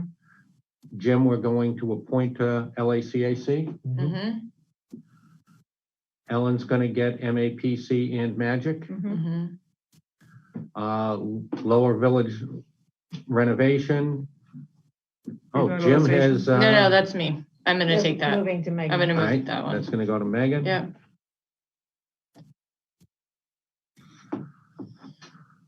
And Smart, Courtney's gonna keep. It says I've got it You until. still have another year. For another year. I'm going to Give that to me. give Town Hall renovation to Megan. And Courtney's gonna, Stay doing that. she's actually not as a selectman on here, she just happens to be on here. Right. So that's not actually up for grabs. There you go. Great. And then you want to add, well, I guess not. And then Randall Library Building down below, which we just voted Which we on. just voted on. Sorry. Slightly out of order. All right. Then why don't we, if we want, I'll just march down the other liaisons. Sure. And then, Cemetery trustees is one of the open ones. come on, man. If nobody else wants it, I guess I'll do it. I Do think you I'll, want it? I think I'll be overextended Yeah. at, Oh, yeah. yeah. All right, so Ellen, Okay, you're I gonna go guess for so. that one. I'm big on cemeteries. Community preservation and conservation, keeping those, Courtney? Yeah, I'll just say yep, those are the two that I have down on this list, so. All right. Yeah. Council on Aging, I would love to do that. everybody, Nobody else wants to do FinCom. What's that? No, that's great. Oh, are you making, no, don't make those jokes. Okay. all right, so Ellen, you're gonna go with Ellen? Finance Committee, I'd like to do that one. Great. Jim's picking back up. Well, he's chairing when he gets. Well, yeah, After all I had that time. offloaded I had offloaded 2 years ago. Yeah. EIDC, Economic Development and Industrial, gonna keep that, Jim? I will if nobody else wants it. I have been a lousy liaison. I don't think they're doing that much, but I They have always not. meet right before the lower village too. And they meet right before Lower Village. So if you want to. What do you mean right before? Like, The hour Like, before. The hour before? just. Yeah, it's Jesse and Valerie schedule them so that they're together. Sure, makes sense. It slightly interests me, so, I could, It is interesting. yeah, I just don't want to take one more on. okay, I'll take it. All right. I can always find later. Just trade it off later. All right, so that's gonna go from Jim to Courtney? Yeah. Wait, Edith? Yep. Yeah. Oh, I thought it was going to Megan. I'm so confused. No, I don't want it. Courtney. I don't want it. Okay, Sorry. I'm gonna right. stop talking unless Right. I say yes. Fire, police, and highway, I'm gonna keep.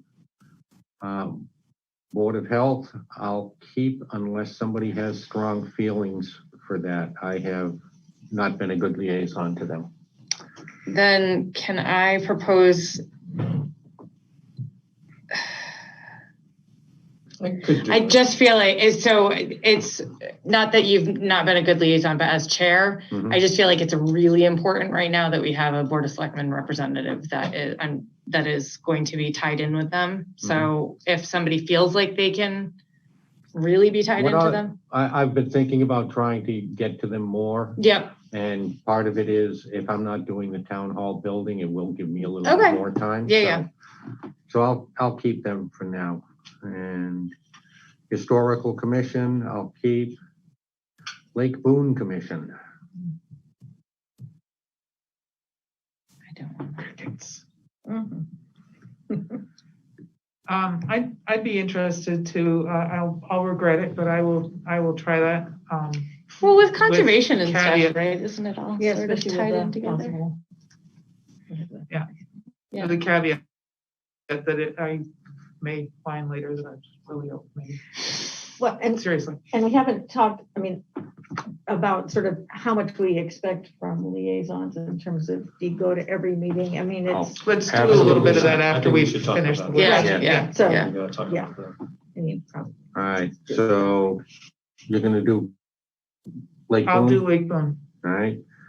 LEPC, that basically rolls in with the police, fire, and highway, and Board of Health too. So Right.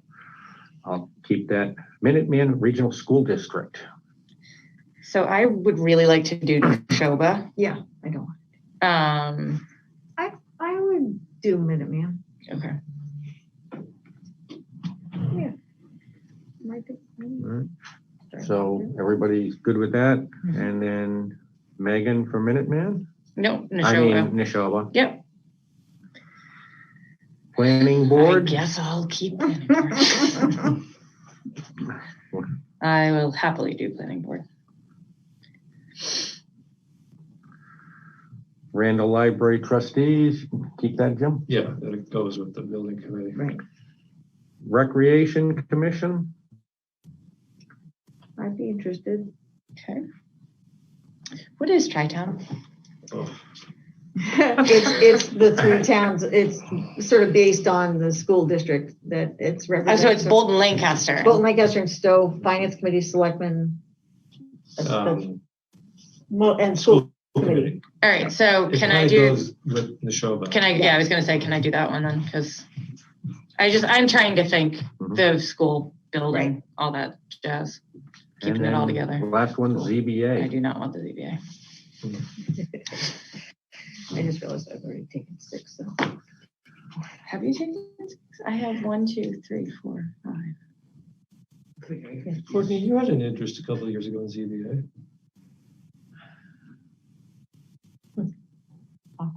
I didn't mean to put you on No, the it's, spot.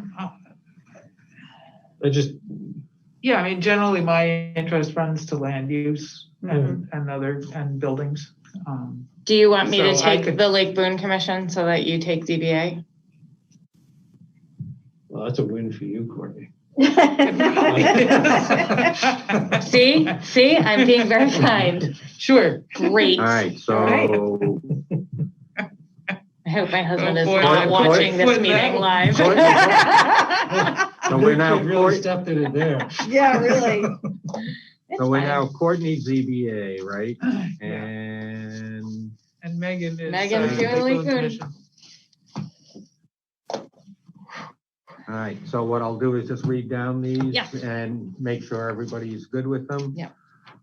Cemetery Trustees, Ellen. Community Preservation and Conservation and Open Space is going to stay Courtney. Council on Aging, Ellen. Finance Committee, Ellen. I have Finance Committee, Jim. That's why I'm reading these down. EIDC, Courtney. Yeah. Fire, Police, Highway, me. Board of Health, me. Historical Commission, me. Lake Boone Commission, Megan. Yeah. LEPC, me. Minuteman, Ellen. Neshoba Regional School District, Megan. Planning Board, Megan. Randall Library Trustees, Jim. Rec Commission, Ellen. Tri-Town, Megan. And ZBA, Courtney. And then the only other thing, if we wanted to discuss, was what Jim was talking about as far as liaisons to Maynard. Oh, so if it's all right with everybody else, I'll start it. Yeah. Let you all know what, if anything, happens. Have an eye toward maybe switching it off now and then with Megan, depending on what's going to be talked about. We'll see how it goes. I mean, for all I know, it won't really happen. But Okay, so really, I don't think, this is kind of an internal agreement. Okay. I don't think we need a vote on that. Okay. Just on the Or- committee, we need to finish.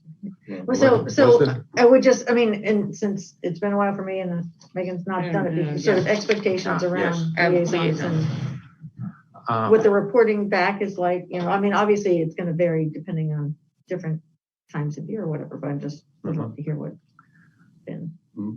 My view on it has always been, call, talk to them, let them know that you're there if they have concerns or something like that. And, ask them to send the agenda so that if you see something that is on there, you can talk to them about it. Like with police, fire, and highway, because they're not boards, what I do is I give them a call every week or two, find out how everything's going, talk to them, and things like that. And, other than that, what I do is with my liaisons, I ask them to try to not let me get ambushed at a selectmen's meeting. Keep me up to date so that when you come in, I don't have this blank stare on my face. So that, and what I usually do is if I see something, before I was chair, when I'd see something on an agenda item coming up, I might go pick up the phone and go, hey, talk through it so that I understand it maybe a little bit better than everybody else sitting around the table, so that I can explain anything that I might have picked up on, things like that. I think Jim's got similar ideas. It's not that you go to every meeting and you insert yourself into them and, even part of,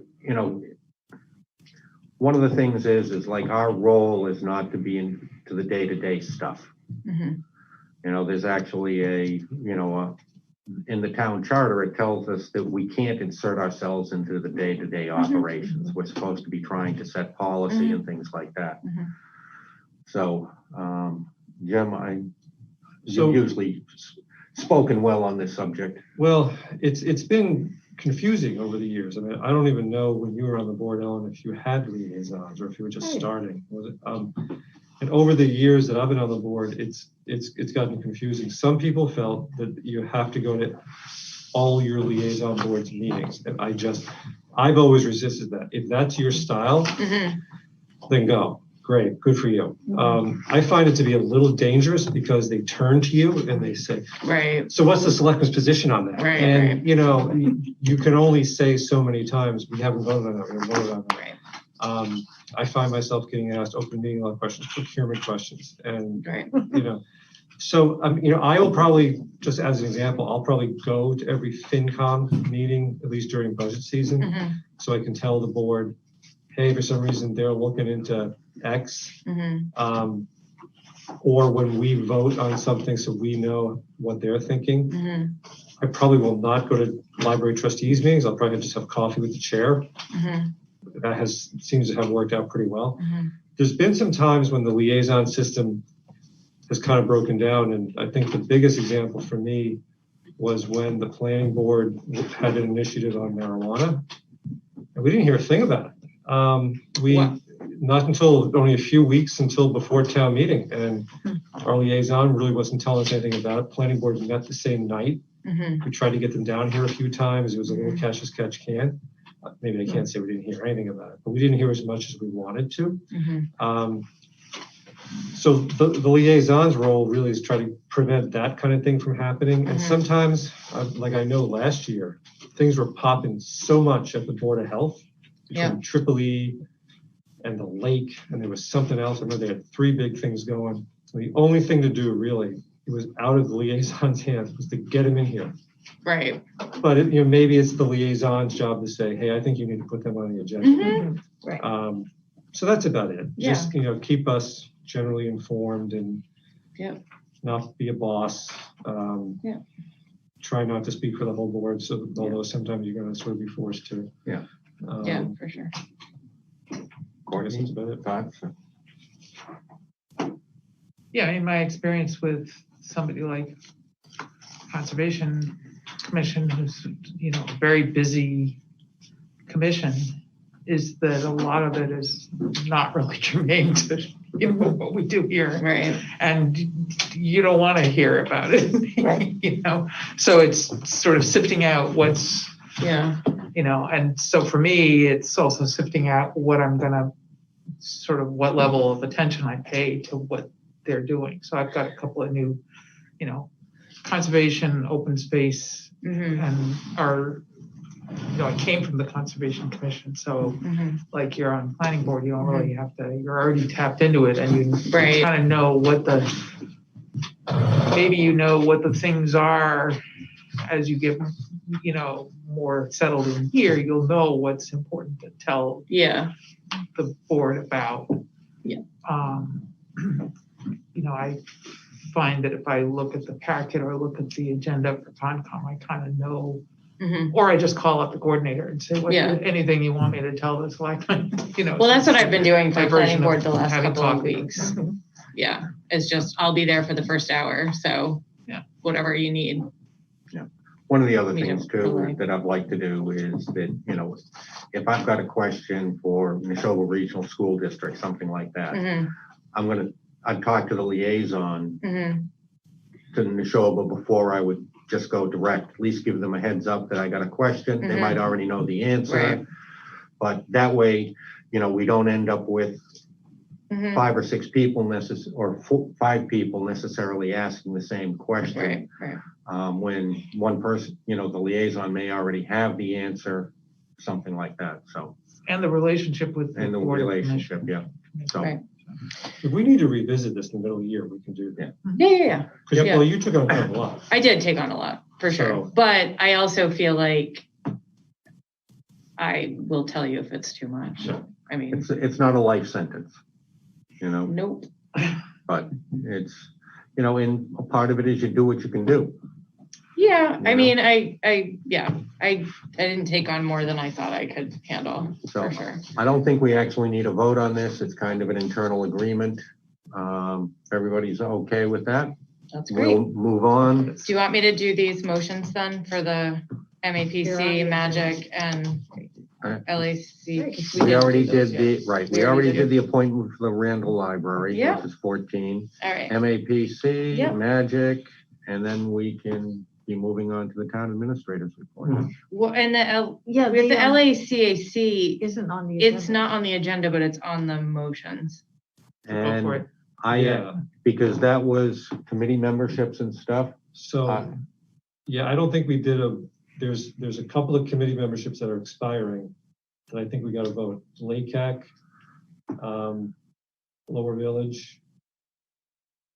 That's it. Okay, so why don't you make the motion for Lower Village, because that's not on this, and I'll read the other 3.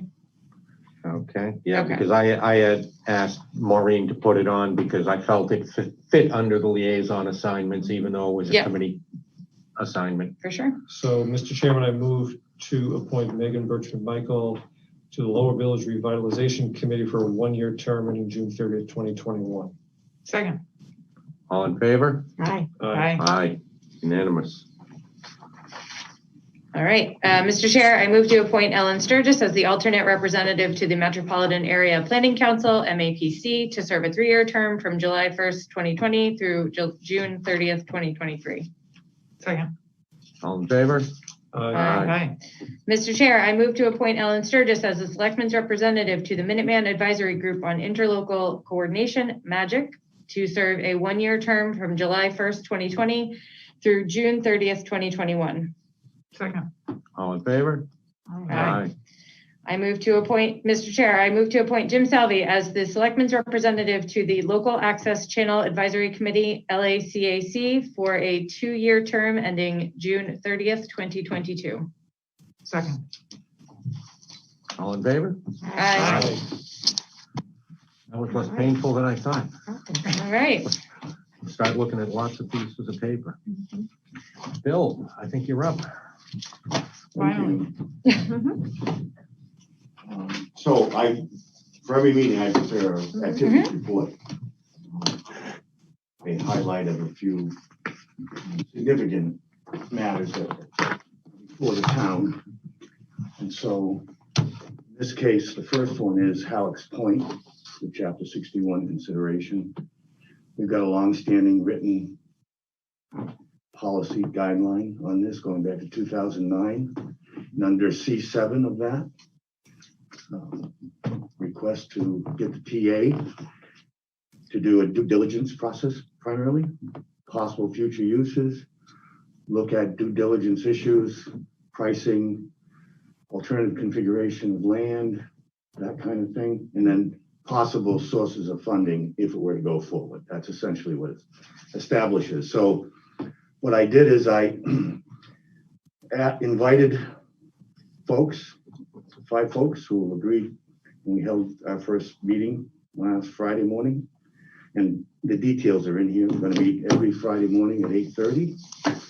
And coming out of that, as it did the first meeting, so with Kathy Safira, the Conservation Commission Coordinator, Ben Antil, who's the chair of the Community Preservation Committee, Dan Bastow, who's a member of the Lake Boone Commission, Bob Wilbur, member of the Stow Conservation Trust, and Dave Swirsky, member of the Lake Boone Association. And 3 of these folks are also members of the Open Space Committee, which drove this process that resulted in guidelines. And obviously, given the location of the property and given the interest and needs, probably most significantly in detail, the Lake Boone Commission and a member of the Lake Boone Association. Also for the matter of raising money, because one of the things I often do in sourcing, being the chief fiscal officer and budget officer, is to minimize the town's outlay.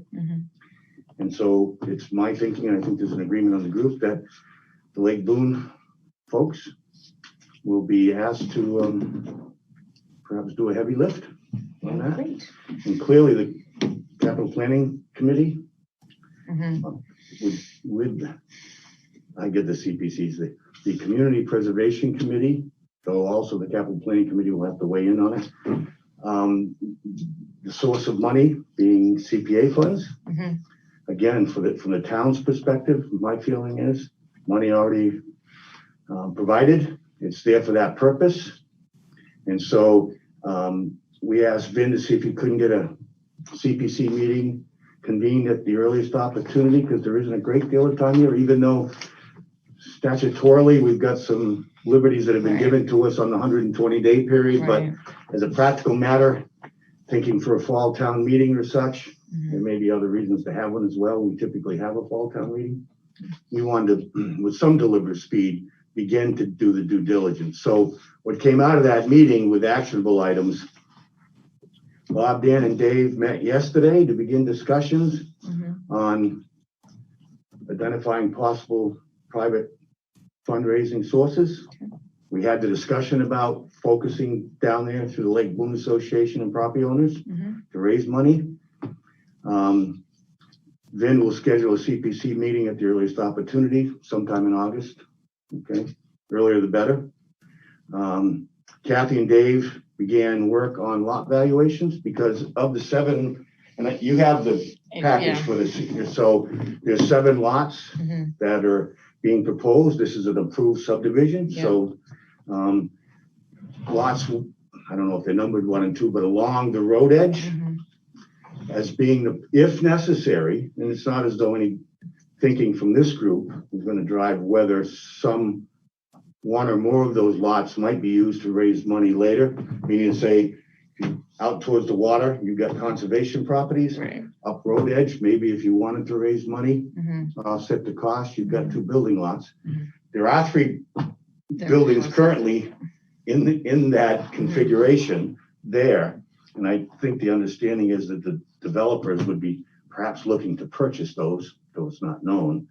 2 of them, they probably would on it.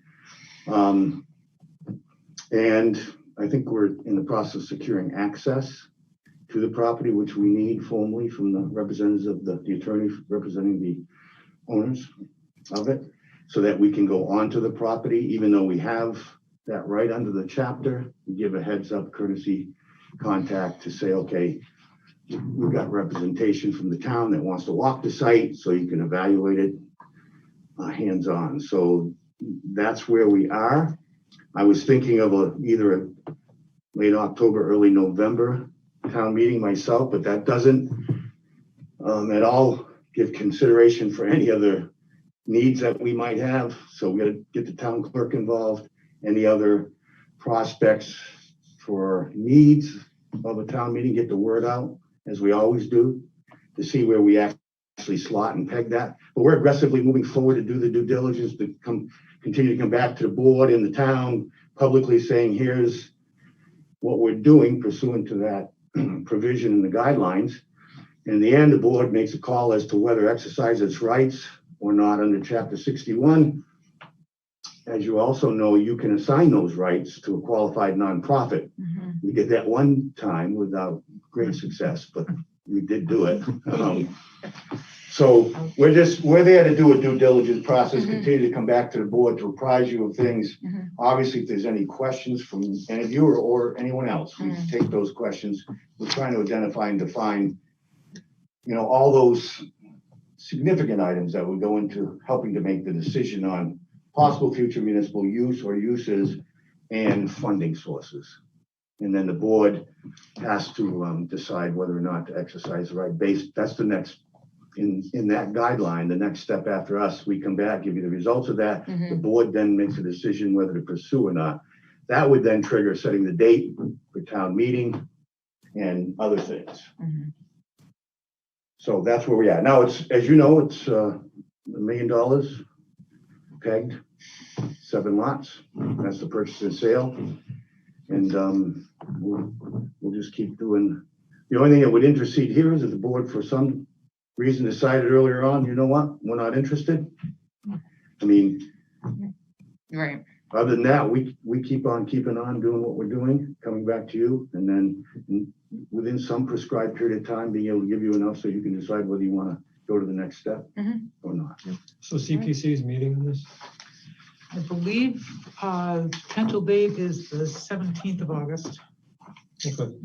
Because if they're not interested, it's a very different. Right, and so Right. we were talking about Dave, perhaps if he could push that this way some, that date. Yeah. But in any event, you're right, without CPC commitment in the question, then how much?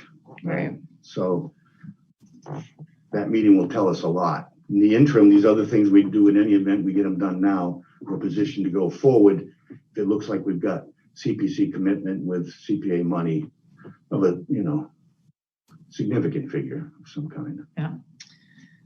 You can see the wheels turning. Yeah. Sorry. That's When you had said the thing about the 7 lot, I know we, planning board approved a 7 lot subdivision, but never thinking that they were going to buy those other 3 houses and then what that would look like. And now I'm feeling a little snowed. Well, Because that wasn't part of our conversations ever. Yeah, and they probably, it may not have been in theirs. And the fact is, they haven't decided to go forward yet. So Right. that's not, Right. It's not the case. I think if you look at it from a cost benefit, right. a developer, I think, Would just would buy pull them those lots particularly. Yeah, for sure. Because Yeah. the ability to sell, Yeah. right, Yeah. Seems a modest price for 7 lots too. It's Especially not a lot given, per lot. I mean, I've been down there, like given the view, given. Yeah, But I aren't mean, it's two of 2 them lots. basically underwater or? There's one lot that it doesn't have frontage on the lake. No, one doesn't. One does. I mean, anyway, I don't want to take up a lot of time, but they definitely gave us plans that he worked the lots so that they could sell them for a lot of money. So, no, I don't know. I And mean, that's what we've got to work with. Yeah. You know what I mean? Yeah. Can't go back and, change that. maybe about this, maybe about that. No, But no, that could be a consideration deciding whether or not to pursue it, Yep. The other thing I wanted to mention, PFAS at the annual town meeting a couple of weeks ago, we were able, first we reduced the requested amount because we actually got proposals back, and I took the mean of the 11 proposals that we started to position ourselves to move forward because we're anticipating, we've benefited in part from the COVID-19 in that it has slowed the infield, the field analysis that DEP has been doing at its own expense in private wells to the analyticals coming back with regard to hotspots and such. They've continued to do, there's about 15 identified individual wells that they want to complete the concentric circle outer limits. And in talking with Mary Jude Pigsley, she's the regional director, DEP out of Worcester. She's managing this for staff. And a couple of weeks ago in speaking with her, they still intend to try to get that completed. What they said was they've been slowed some by that and this not wanting their staff or the residents whose home they go to or whatever, under this. So I wouldn't peg a date, but knowing that it's coming, it's certain.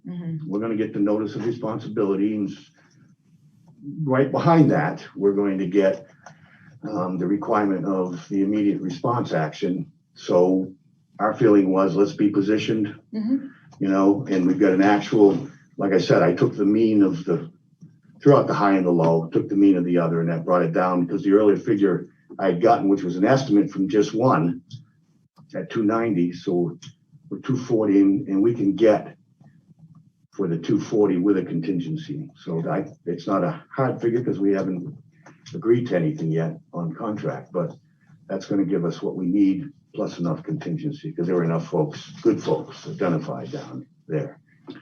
So I've given you a historical history for the last year. So we've been at this for a year. Jim's been part of that and others. And what I'd like to do is continue with the group that I've identified there that we've had involved to move forward, evaluate the proposals, which would be our first step, and agree to a contract. I typically do the contract negotiations in any event. So we'll see. I've got to check for sure to see what the facilities department put in the RFQ with regard to contract. But they're in, got some qualified. Look, everybody knows this is a hot field. Everybody in that field, there's new LSP firms being created about every millisecond, right? But the one we have now, Omni, is interested. Omni is a well-established, he's local, out of Harvard, well-established and well-respected at DEP. Our discussions with Mary Jude, she's admitted to that fact. The firm that's handling the fire academy, and we went to that forum I think it was last fall, wasn't it? Oh, I think it was longer ago than that at the fire. The fire academy. Because they have a bigger problem. Right. Yeah. And that was a full show. So that had 3 state agencies. It had the fire academy, Kate.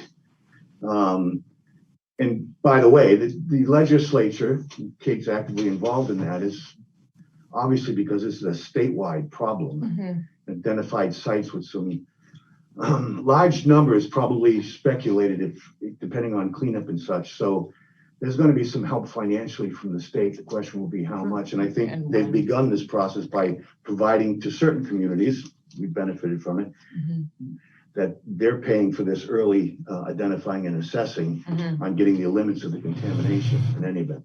Now we've got a hot spot, which is the fire. And so that will be where it starts for us when they give us notice of responsibility. Mhm. But in any event, we're well positioned. And so what I want to do is continue that and stay ahead of it. So we'll have a firm Mhm. that can do this work. And primarily, the work of myself and the others in this going forward, once we've got the LSP, which is required by statute, Mhm. they then are our official representative to DEP. I'm not saying we're along for the ride after that. What I'm saying to you is that the statutory requirements under 21E Mhm. are well known, they're well expressed. There's not much that isn't known about that process, the expectations, the deliverables, all of that. And so we get the right firm going forward, you know, it's an advisory group, you know. So I'm just confused about where we are. Am I right? So you have bids from They're not bids. So what we've got here, we sent out RFQs. Okay. Okay, request for qualifications, and separately, they put in price fees. You go through the qualification list, you choose on qualifications, and then you go to the price folder, which is closed. Is there something to be said for leaving this for Denise? I mean, you're 30 days from her coming on board. She would have to live with this decision for 6 years. Are you afraid the quotes will go stale in that time and they have to be acted on in the 30 days? Is that I don't think they go stale. 45 days is usually the outer end where these guys will commit to a price without saying things have changed. But that isn't act like grease lightning. Yeah, that's not the primary reason. I'm happy to step aside because it ain't about me. Right. My concern is moving the process forward. This committee with the people that are on it, you know, I'm only one member of it, but I'm happy to do whatever you want. You should consult with whoever. The Board of Selectmen should not tell you who to consult with. That's how we keep it good. Can I suggest you just consult with her before you pick somebody? Run the name by her. I'm happy to. Just in case she has a bad experience with them and she's, oh my God, not those people. Just get that input. I'm happy to do that. Okay. So I'm happy to, like I said, I've had a good run here. I don't You dropped this like a hot rocket. Yeah, we told you to. Believe me, I'm not anxious for anybody to have to carry this process on, but I'm happy to chat with her, see what she says. And that'll be part of, we've begun some discussions about the nature and extent of my involvement when she gets here. And, I'm perfectly content that I'm here to serve her and you. You know, whatever she wants or needs, whatever she doesn't want or doesn't need, and she doesn't seem to be one that's hesitant to express her, you know, position, which I like a lot of. So, but I would like to, so I'll chat with her, and if she's good with it, or she wants to participate or come down or see the proposals, happy to do all of that. That's good. Great. And then we'll just march forward so that we can stay in front of this. The other thing, we don't want to fall behind here. And the other thing is things change, and they don't change for the better environmentally. I can tell you that when it comes to requirements. I've been into this business long enough. No, but Mary Jude has been very courteous to us for some she has reason. been. She's been great to us. DP, they didn't do that in Princeton. And I don't know why we got the treatment. Maybe your relationship with her paid off. But they gave us the time to get ready for this. From the people I talked to in Princeton, they just got hit with this thing. And they had to scramble to catch up. So we got lucky in that regard. Regulatory agencies are very similar to us. If you treat them with respect, meaning you respect their authority to begin with, right? And let them be the ones to go first, do most of the explaining, ask pertinent questions, but you know, don't insult them. Don't start a fight early on things. And I'm a firm believer in that. And it does work. And we've had this goes back to the Harvard Acres when we had to work extremely closely and with immediate consequences when the private water company went down and there were 178 homes that were threatened without water. And that relationship continues because some of those folks are still there, the ones that we did. I will say this to you as well, not too much fear of contradiction. Kate Hogan makes a big difference. Oh, that's true. Well, if you're upfront with them, like you say, treat them with respect. If you try to snow them or something. Well, the other thing is, south. my feeling about this one is we don't carry a lot of leverage here, folks. You know? You gotta fix it. I mean, Yeah. Until or unless you feel there's something to negotiate over, it's, you know, it's basically play by the rules, be honest about it up front and do the best you can. And in return, you're going to get their cooperation, and we have to date. Yeah. And there may be a time later on when it comes to strict liability or something but right now I don't see it. And that's the others are executive session for. Okay. There's one thing I just realized is because we didn't change over the town hall restoration committee to Megan. All right. And one of the things is all the other ones are clean because they look like they were had expired. So the new appointments, because so I'm wondering, maybe you know, Jim or Bill, do I have to formally resign from here before we can appoint somebody new? I'll tell you the truth, the nature of liaison to me, well, not necessarily. This is a committee membership. An item that this is a committee membership. And stuff, you could decide what it is you want to do now, and if you've been voting, just vote. This is a committee membership though. It's different. You were sworn in. Yes. So I think I would suggest an email to the Warrant chair, to the selectman's office and Linda saying, and the chair of the committee saying, I'm leaving the position. Oh, and do I need to submit a letter of intent then? I need to do that. No, I think we need to vote you. Oh. Did, and then you just gotta get sworn in. Right. But I need to submit a letter of intent for Lower Village. I don't think so. I don't think so. Not unless. I don't know. They thought I did. Large positions, those are. That's a planning board, whatever they require, but I think I have to send a letter anyway. It's fine. I'll just send my old letter. You've already been appointed to it, as far as we're concerned. I think they need an email from Maureen confirming that. It's, all right. Right. What I would suggest we do then is I'll say resign formally here. And then if somebody can make a motion to appoint Megan to town hall, to the town hall building committee. Mr. Chairman, I'll move to appoint Megan Bertram-Michael to the remainder of an unexpired 3-year term ending June 30th, 21 to the Town Hall Restoration Committee. Second. All in favor? Aye. Sorry to do that. I just didn't realize that. Whatever. Thank you for cleaning it up. That way, Megan's official and she won't be in limbo on it. Okay. All right. So I actually have something for liaison reports. Ah. Sorry. 2 things came up that I just wanted to put on everyone's radar. One is, I don't know if during COVID, Bose has just gone through a pretty big layoff. And so I just wanted to sort of put that on everyone's radar and what that doesn't mean anything right now, but that is a big company in town. The other thing is that the Massachusetts Department of Agriculture is going to start issuing regulations soon, if they have not already, about how many people are going to be allowed on orchards. It's something that I think we just need to be aware of from a public safety standpoint, from a Board of Health standpoint, from a what is this going to do to our town standpoint. So I'm putting it on everyone's radar right now. Thank you. That we just need to be aware that this is going to be coming down the pike. And that is my liaison. Can I ask you something on that? Yes. Do you have a link that we actually have an agriculture commission. Right. It only has 1 member. Okay. It only has 1 member? Right, yeah, it's had 1 member for years. So Jesse mentioned it in passing. I will.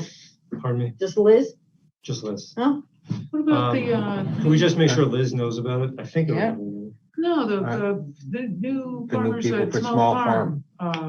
You're right. Elena raised her You're hand. right. It Right. had She one, came it had here. one member for a long time until recently. That's right. Because the names on the website are, well, two of them don't live here anymore or are about to leave. Dave Buchholz was on it. And he's moving and Dwight. Yeah, let me That's shoot Jesse an outdated. email because Yeah, Well, yeah. Yeah. that's it, because Courtney's right. The woman who, the They man bought and woman, Small Farm? or is it both of them? It doesn't matter. They may have both come, I specifically remember her. Right, yeah. If you want to send it Kathy straight to Liz, Steele. or if you want me to forward it to her, I will. Linda But she just probably texted me. already Kathy knows. Steele is on Agricultural Commission as well. Oh, I cool. don't know. Kathy Steele. okay. I don't either. Okay, there's several people. There are several people on the Agricultural Commission apparently. We need to post them to update the website. Elena Coleman Yeah, Elena Coleman is Right. Small Farm. and Kathy Steele, or Steve. So Ellen, any liaison reports? No, you didn't have any all set up? Nope. Courtney? Just, Sounds like CPC is going to be meeting in August. Excellent. I don't think I have much. Nothing, I'll be having coffee Sunday with the new chair of the library building, or the library trustees. Get back on track with that. I did have a question, it's sort of liaison, but we had talked about having a sort of debrief about town meeting and particularly as Oh, we're yes. thinking towards the fall, it seems like we should be talking about that much sooner than we started talking about the spring one. So I'm just wondering. I've got Dave Walrath scheduled to come in. Linda's gonna come in our next meeting, August 11th. And we can do that. And because Dave wanted to talk about going forward for a fall town meeting. Yeah. Yep. He had some ideas on that, so Great. Good. I've already scheduled that. Oh, cool. My apologies, I meant to mention that, That's all so good. you guys know what was coming up. And so we are doing the 11th for sure. Yes. Well, that's it. I didn't want to put it off till the Nope, 25th. I figured it was getting too late. Nope, absolutely. And that's gonna be probably a 45-minute to an hour discussion by the, Yep. so. Okay. I figured it was gonna be lengthy, so I didn't want to try to stuff it into tonight. Okay. So, and I don't really have anything other than that. Oh, right. So, I have a motion. Mr. Chair, I move to convene an executive session pursuant to MGL Chapter 30A, Section 21A5, for the purpose of considering matters related to a criminal misconduct, current litigation, to review executive session minutes, and to adjourn thereafter. Second. All in favor? Aye. We need to do a roll call. Megan, Aye. Ellen, Aye. Courtney, Aye. Jim, Aye. and chair votes aye. And you need to say we're not coming back into open Who said session. I said that. I saw that. Oh, we did that. Okay, Yep. great. All right. Great. For Courtney. Can we Thank take you. 5 minutes? Yeah. And how long does it take you to walk downstairs? All right. And